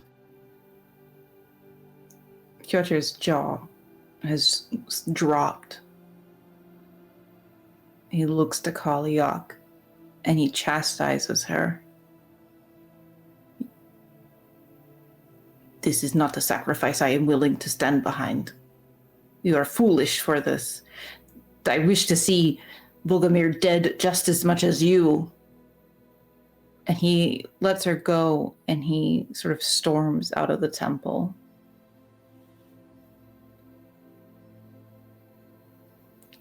He is emotional. He covets you. Many do. They think they do. But they don't quite understand how ugly this is. What Zadka has given me.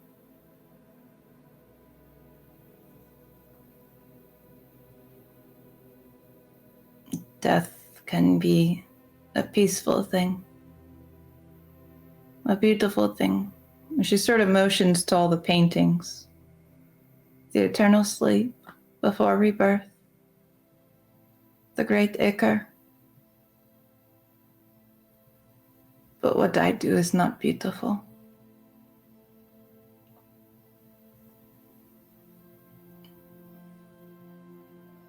Onsilis reaches into his pocket and pulls out the obsidian shards wrapped in cloth and hands them to her.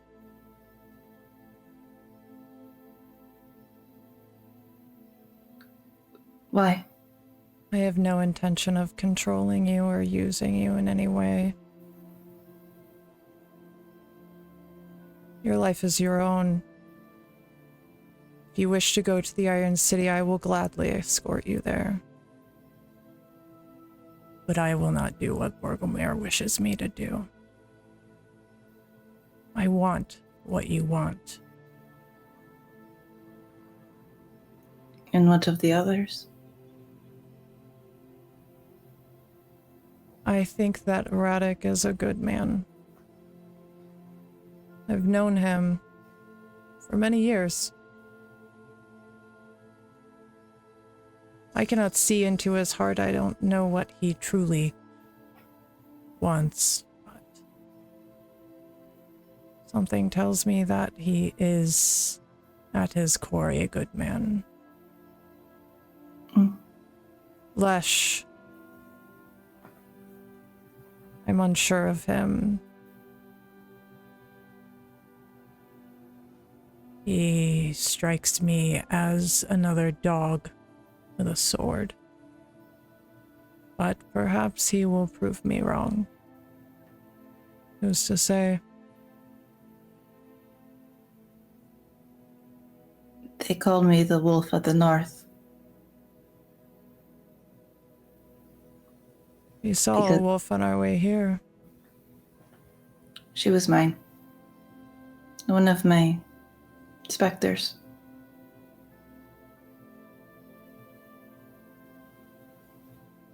You saw another one at the inn.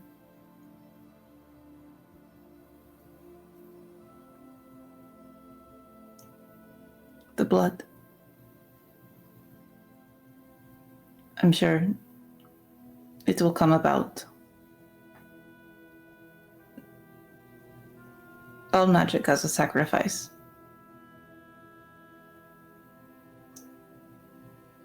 Equal to its power. I know this well. You see, I've spent many, many years in the Great Archives, garnered for myself a reputation. This has given me access to things others haven't read for centuries. The tomes. The tomes. Then you understand why I can't take on the entire Iron Army on my own.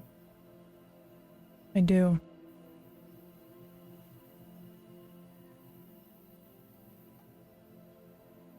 I have to go to the source. Perhaps there's other ways.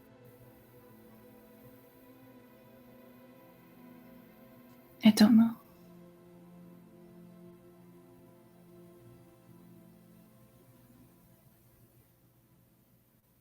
I might have some answers. Just don't know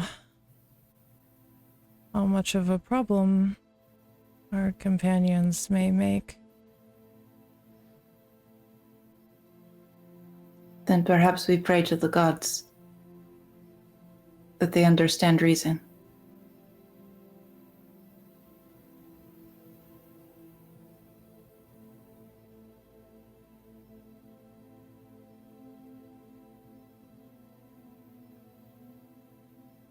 I am at your disposal.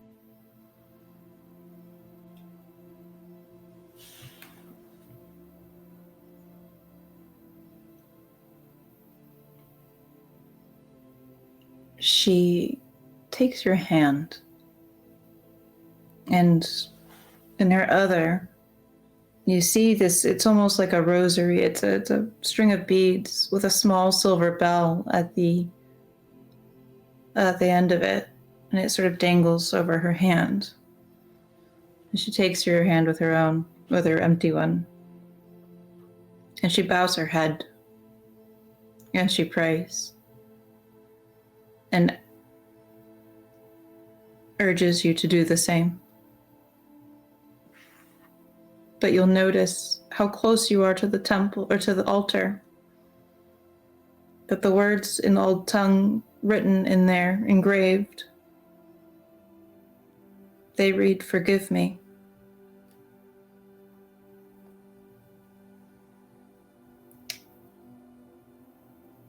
And she prays like that for some time. He bows his head, but he does not pray. He only listens to her.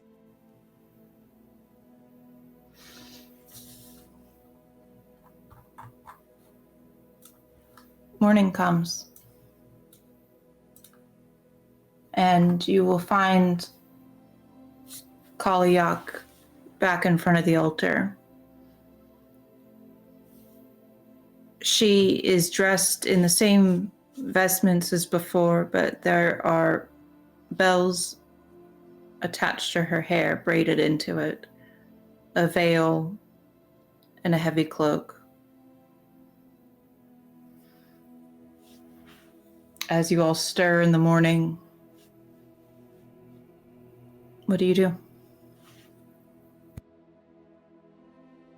I think Onslaught is usually up before dawn hits. Is there any place that he could go outside, perhaps a courtyard of the temple? There is a courtyard in the front, and then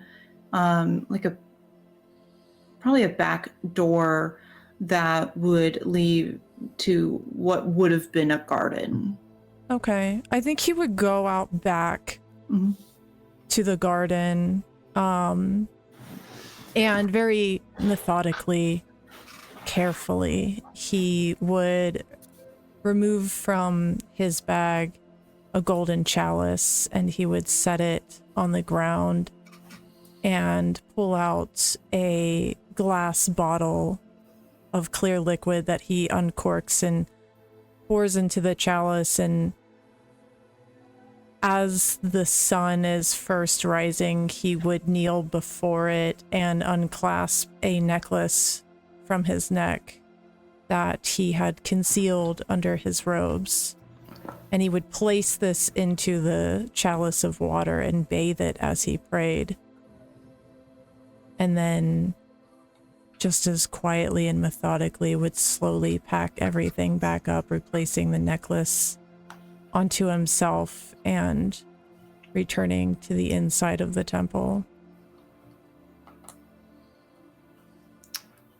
What are Lesh and Radek doing? I think Lesh would seek her out and probably observe her praying, if nothing out of curiosity, but also just the futility that he sees out of it. When you find her praying, it is a perverse moment. There in the milky blue light of pre-dawn, she's on her knees and looking up to her altar. Her eyes are wide and unshifting. It's almost erotic, the way she prays. There is a final moment where her back arches and she takes in a deep breath, a gasp, before she finishes her prayers. And you feel gross watching her.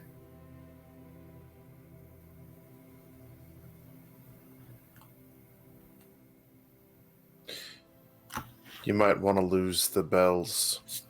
They'll give us away when we ride. She sort of startles, not realizing you were watching her. No. It is a signal that I'm a priestess. You understand that you're not going to have the protection of the city once we leave these walls, yes? That it will fall on myself, Radek,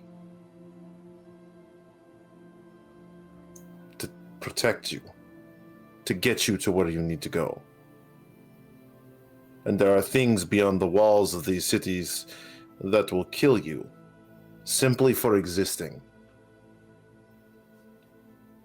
Do you understand that I am much scarier than those things beyond the walls? So you say, but I have yet to see anything with my own eyes. Would you like to see it now?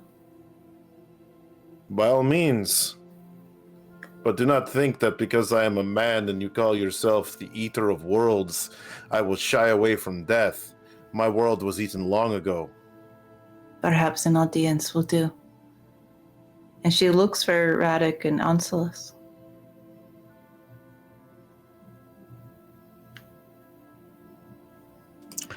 Radek just sleeps as long as he possibly can. And then when he's finally awoken, I'll just get up, start puttering around, trying to find something to eat for breakfast. Whatever he finds, he'll take a little bit of and he'll wrap it and put it in his pocket for later. Find breads and cheeses, meats.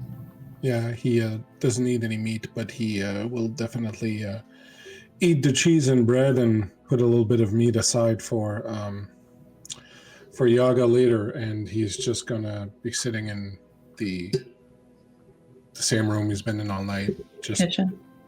I think having breakfast. Anselus would be in there as well. Once he came in from outside, he would have came into the kitchen to like have a bit of breakfast, probably sitting across from Radek. I'll push some cheese and bread towards her. I think you'll see Kaliak's face kind of peer through the door, and oddly chipper considering the conversation she just had. Would you like to see it? See what? She looks at Onsilus. Her divine gift. No, thank you. Very well. She looks back to Onsilus. I will come. Good. I think as she like leaves and he stands up, he looks down to Radek. It is truly a pleasure to see you here, Radek. A familiar face is very welcomed, even if it is in dark circumstances. I feel the same way about you, old friend. Especially now that I get to see your true face. Perhaps you know why I couldn't come to you like this. Not for me to judge. He bows his head at him and turns and leaves the room.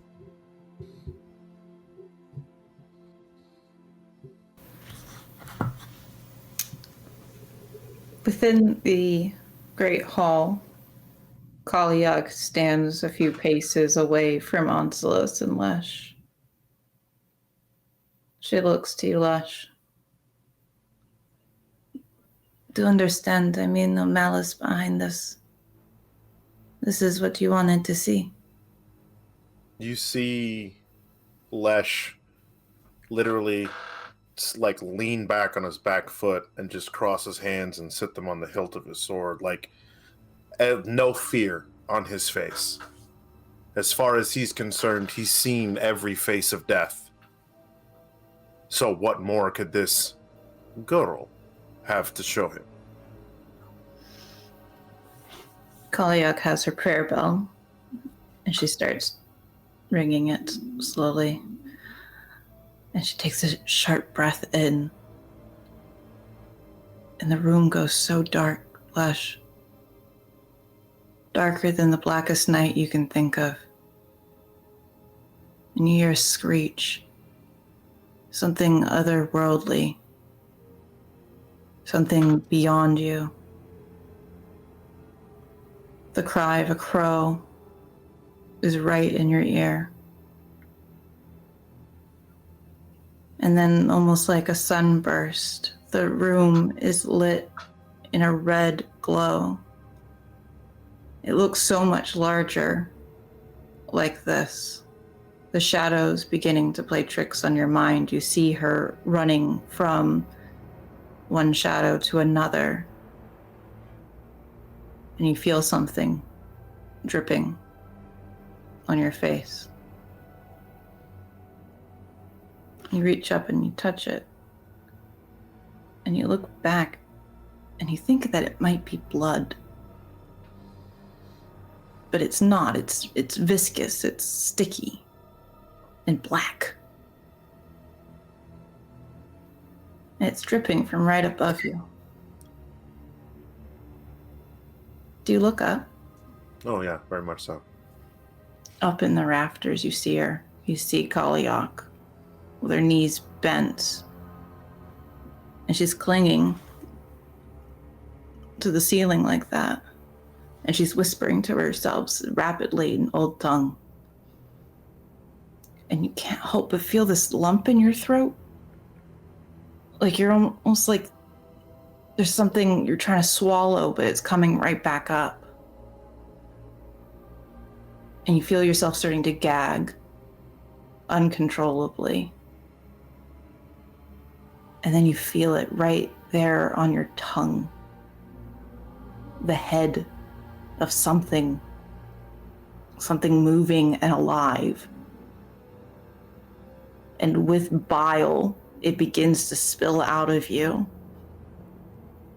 A serpent begins to slither down to the ground, and it just falls out. And then it's gone. Within an instant, in that moment, everything's back to normal. The lantern glows a friendly orange, and Kaliak drops down from the rafters. This is a high ceiling onto the floor. And her face is just gushing like a sieve with blood.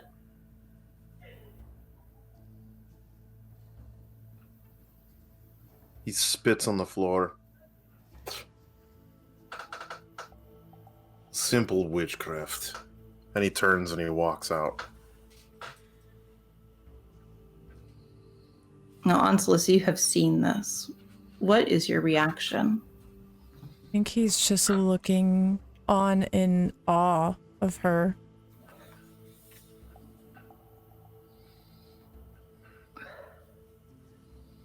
I told you it's a very ugly thing. And she's sort of wiping the blood away from her face. That substance is what I think it is. What do you think it is? It's Nav. No. That is the Great Digger coming through.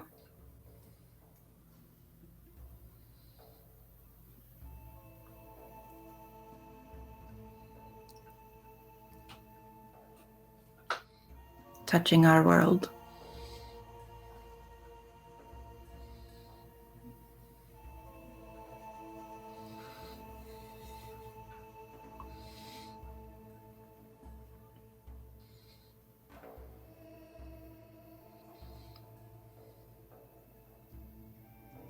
And she sort of gets back up on her feet. And she's pulled a kerchief from her sleeve and is wiping her face.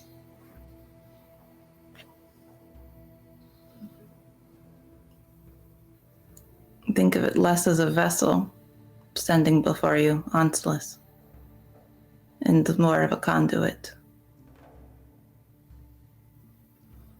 He works through me. And I work through him.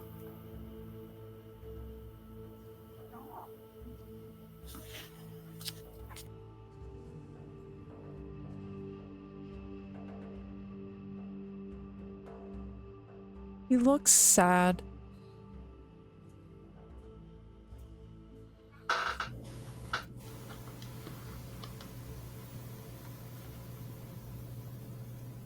You say that you are a conduit? In a way. Yes. Yet I see a woman.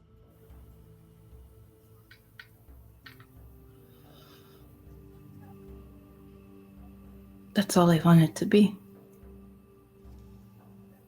The gods can be cruel. Do you understand what my sacrifice is? I fear I do.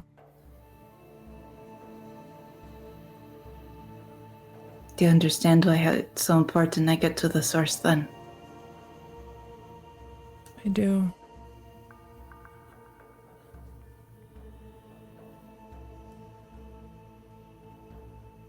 Very well.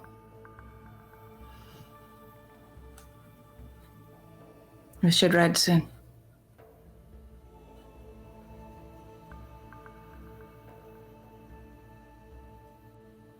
I think he's gonna go to the bunks and collect his things. Kaliak will wait patiently for Radek and Lesh and Onslaught. She waits by the door. And she carries very little, just a small satchel.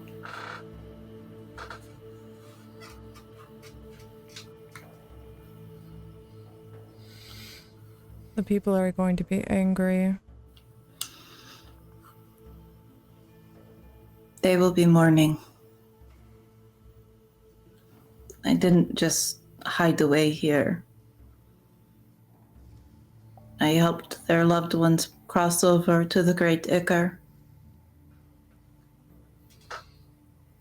There's more to Zadka than just death. There is transition.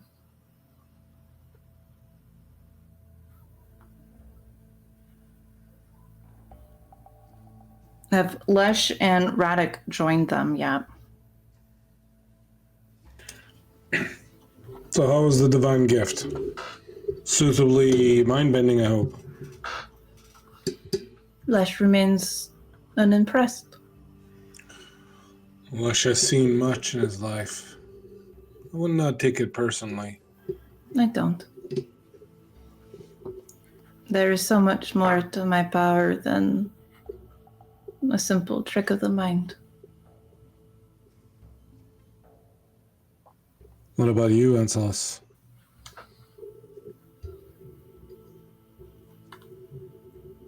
I have always believed.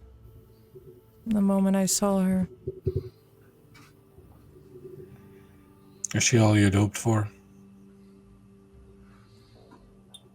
I'm not sure if I hoped. Wise man.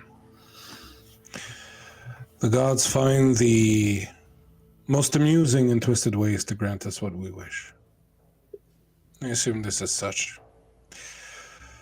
Nevertheless, if we were to head back to the Iron City, we may as well get going. Unless no one wishes to hang around and entertain more divine thoughts. This time would leave this burdensome city behind us. Very well. Kaliak. Sorry, go ahead. Oh, No, please go ahead. No, go ahead. I think you would just lean into his compatriots and go, do we leave Piotr alive?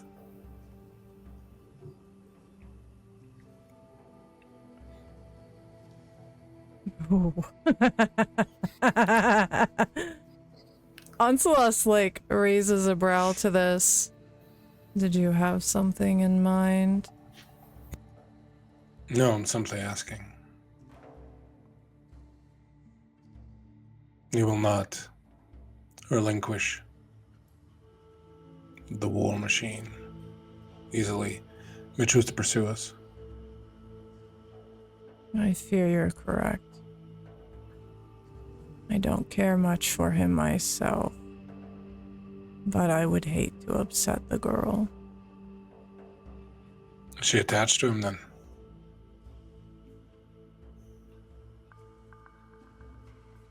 I don't think she's necessarily attached to him. Though I believe she prefers to keep her conscience as clean as possible. The irony, given what she is. Could choke a horse, yes. Well then, let's move onward and we'll make that decision if ever the time requires it. If Piotr shows up, yeah.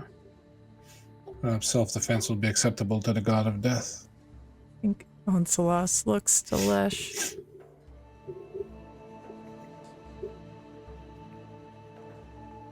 I know you see it as parlor tricks.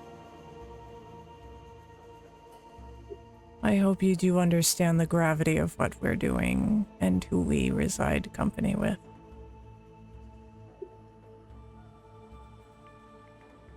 She is my mission, and I always complete my missions. Spoken like a true sword. Saying that.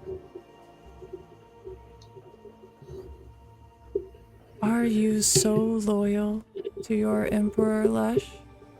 I am not loyal to my Emperor. I am loyal to the knowledge of which he holds that I desire. I am loyal to my own path. And my path says that she must be kept alive at all costs. Curious.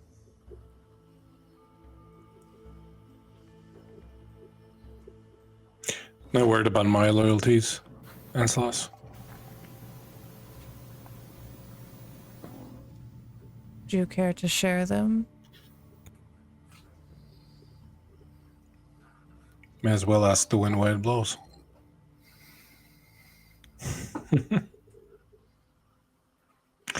Onward then. Kaliak opens the doors, leading you out into a frozen rain. Before you, on the steps of the temple, lays a goat, dead and bleeding. One final sacrifice to Zadka to keep me here. It seems as though it has fallen on deaf ears. And sorry. Go ahead. No, please go ahead, finish. Nope, I'm telling you to go ahead. While this is going on, I'm gonna walk close to the goat, lean down, grab a knife, cut a choice little piece off, then hold it aloft and wait for Yaga to come and fetch it from my fingers. She comes and takes a little nibble.